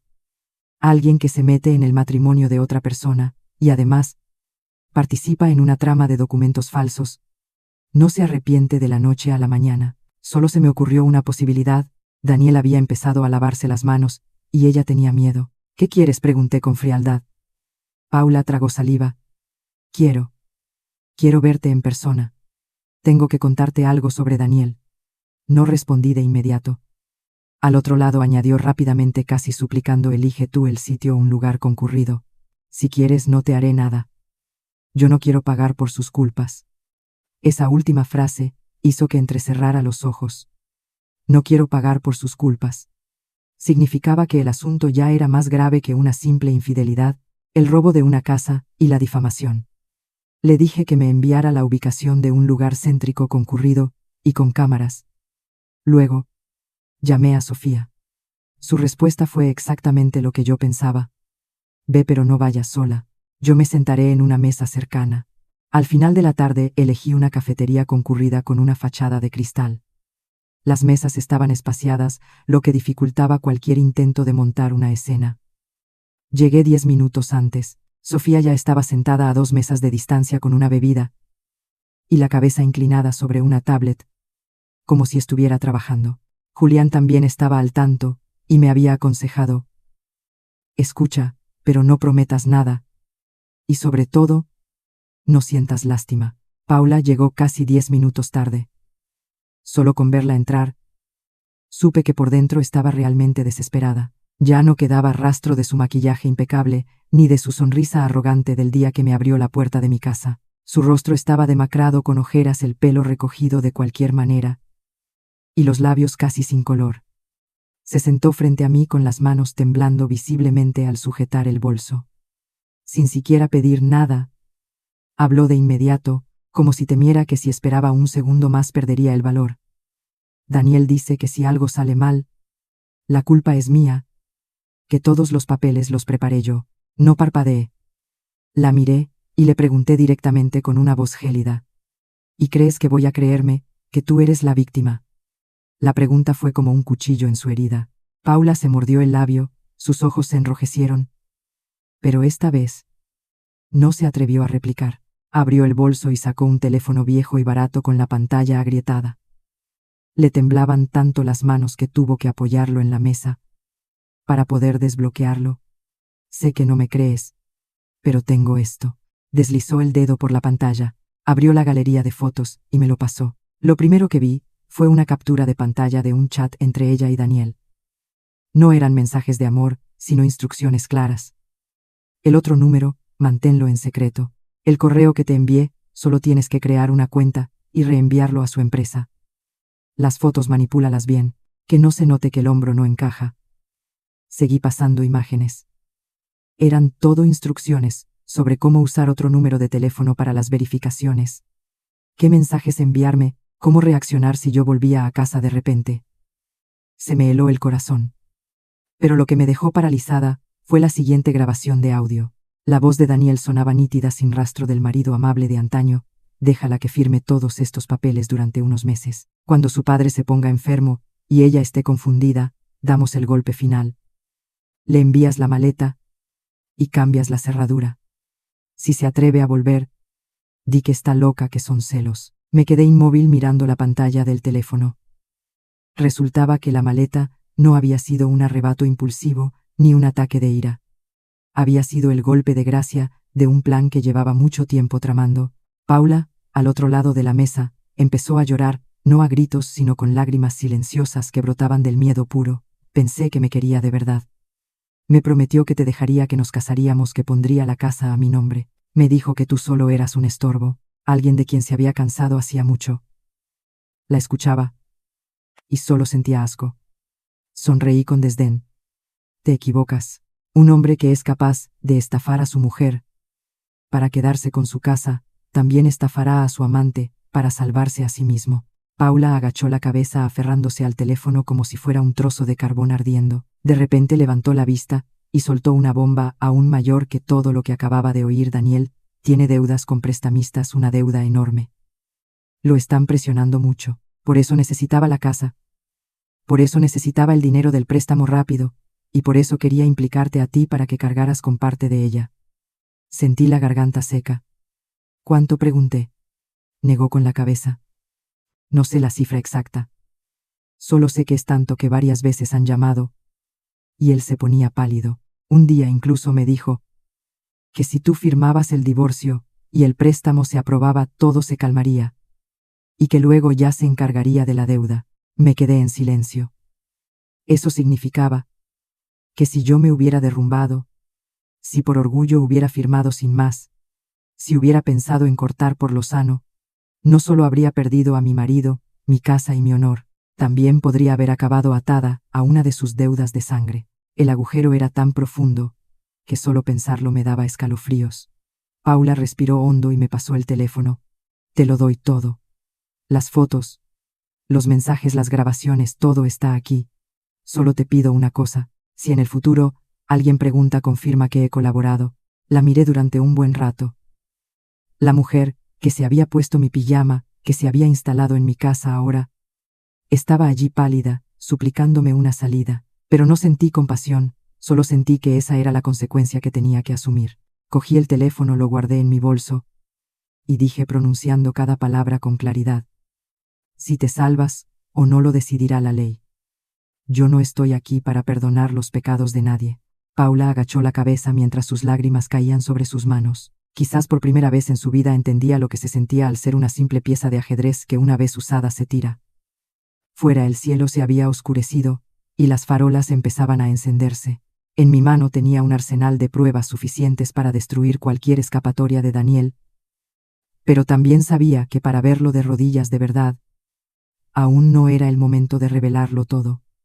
Necesitaba un golpe final, un golpe que le diera donde más le dolía para que esta vez no pudiera volver a levantarse. Salí de la cafetería cuando ya casi era de noche con el viejo teléfono de Paula y un montón de pruebas en el bolso. No fui a casa, ni volví a la oficina. Fui directamente al hospital.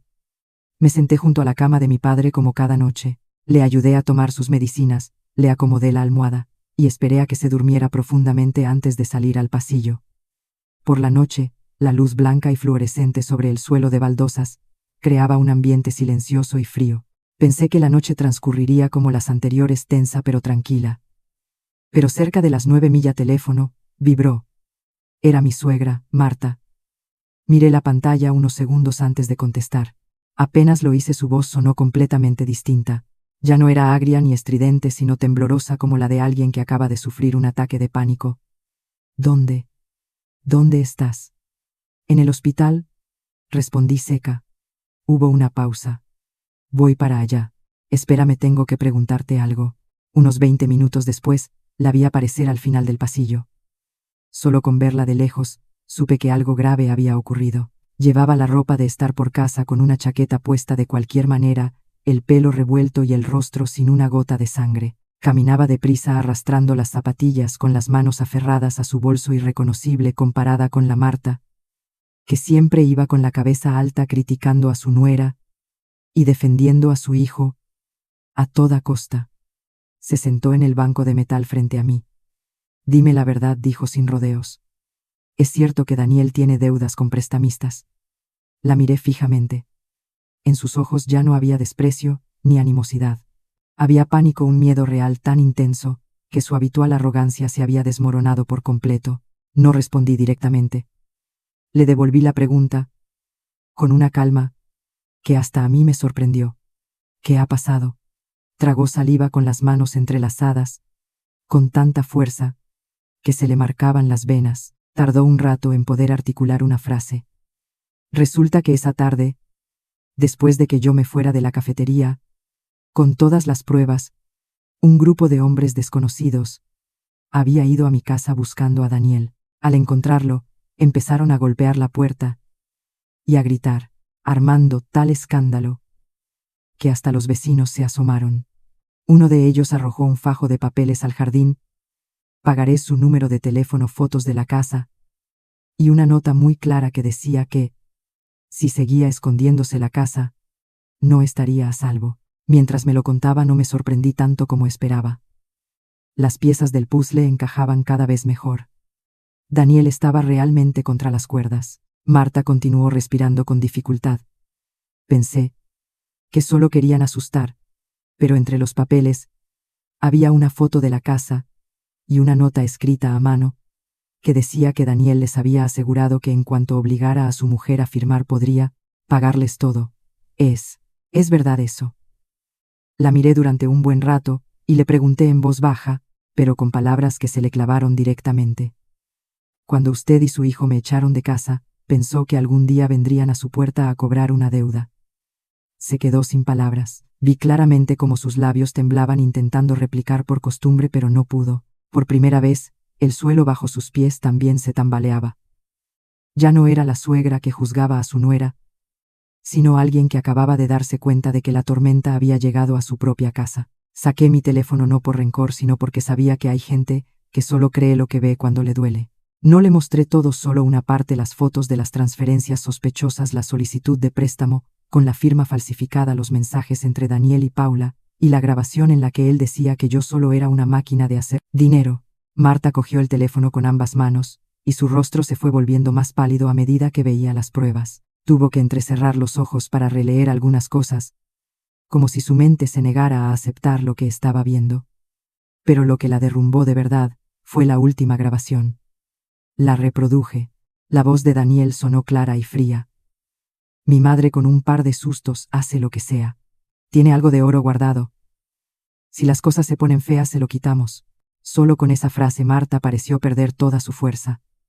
Se quedó paralizada, con los ojos muy abiertos, el rostro desencajado, y los labios temblando sin poder emitir sonido. Unos segundos después logró susurrar casi sin aliento. ¿De verdad dijo eso? No respondí. La prueba estaba en sus oídos. Sus hombros empezaron a temblar, y de repente se golpeó el pecho con el puño. Un sollozo ahogado rompió el silencio del pasillo del hospital. Lo parí, lo crié durante años. ¿Y se atreve a pensar así de mí? Repetía la frase una y otra vez, como si hubiera perdido la razón.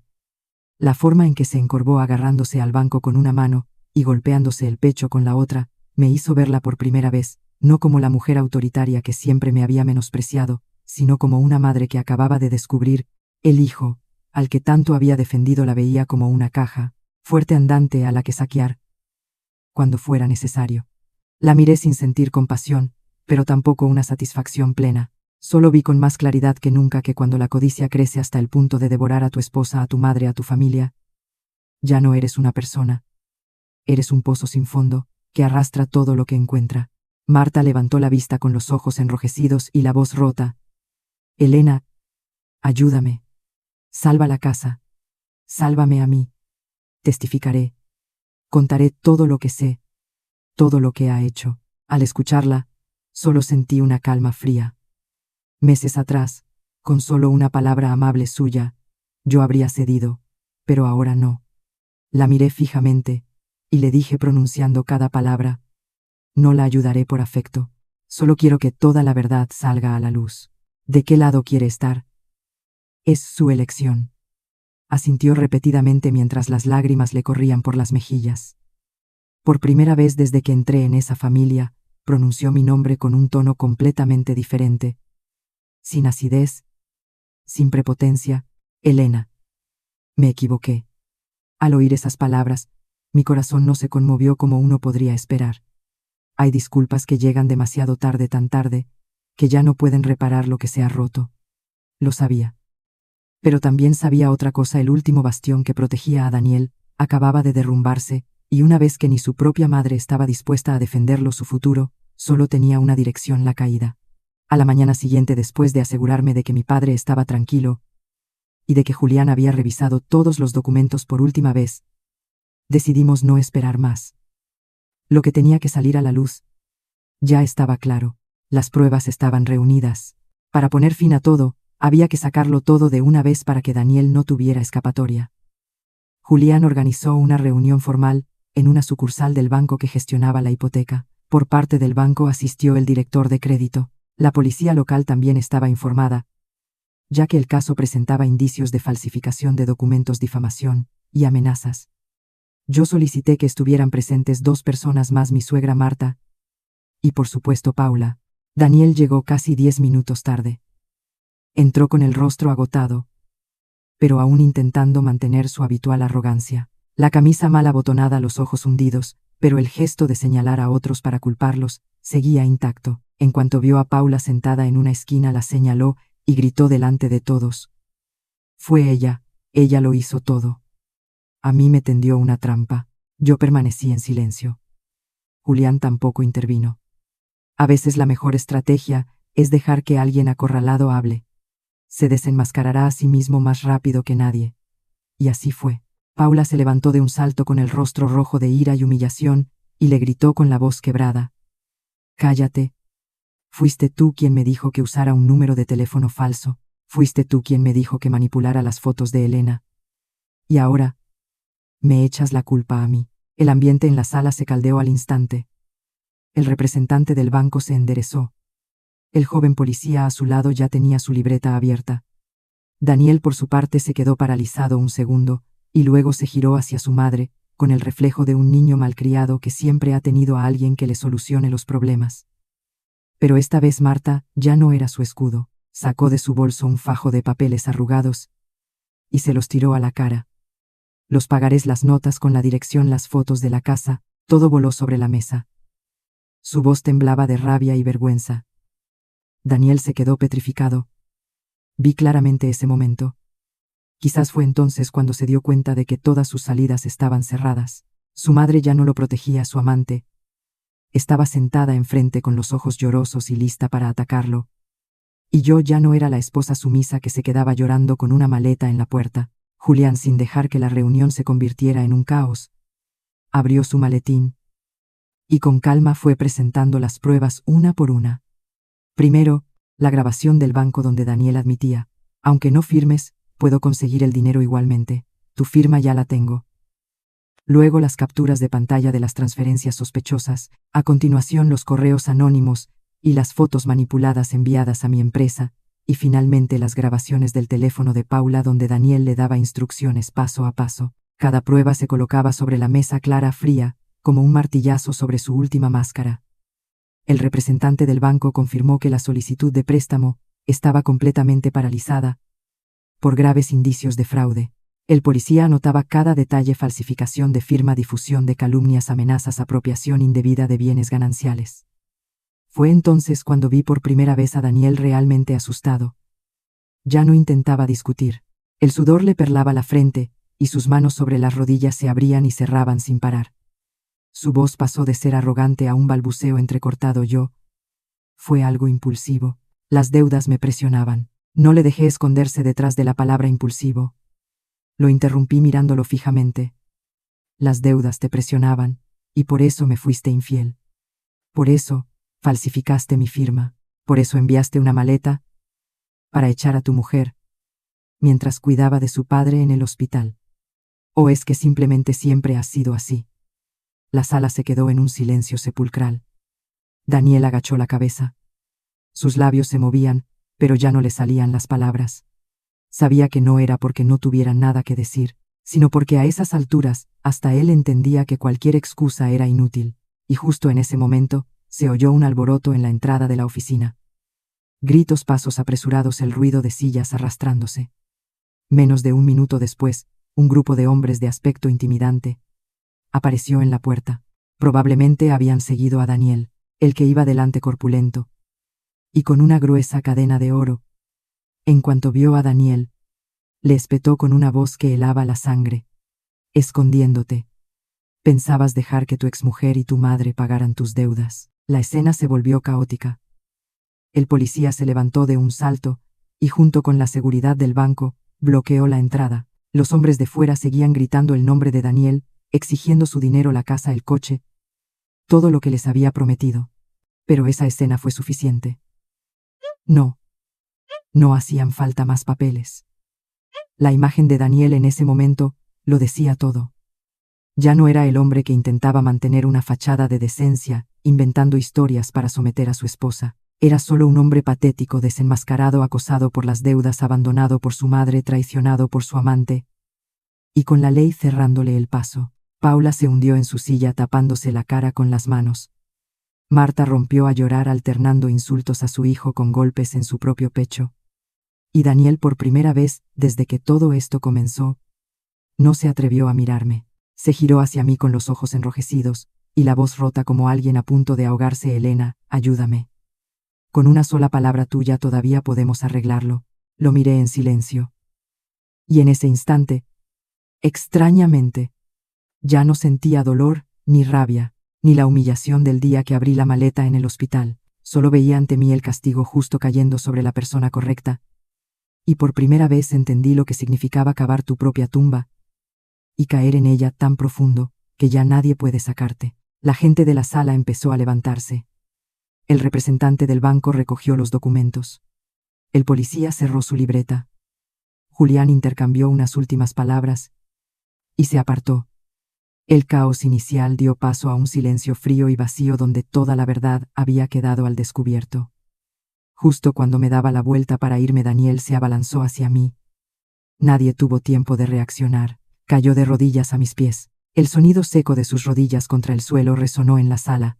Con manos temblorosas, se aferró al bajo de mi pantalón apretando con fuerza como si temiera que si lo soltaba todo se le escaparía para siempre. Su rostro, antes frío y arrogante, ahora estaba desfigurado por las lágrimas. Elena, me equivoqué. De verdad que me equivoqué. Ayúdame por favor solo esta vez. Te lo ruego, no me dejes nada.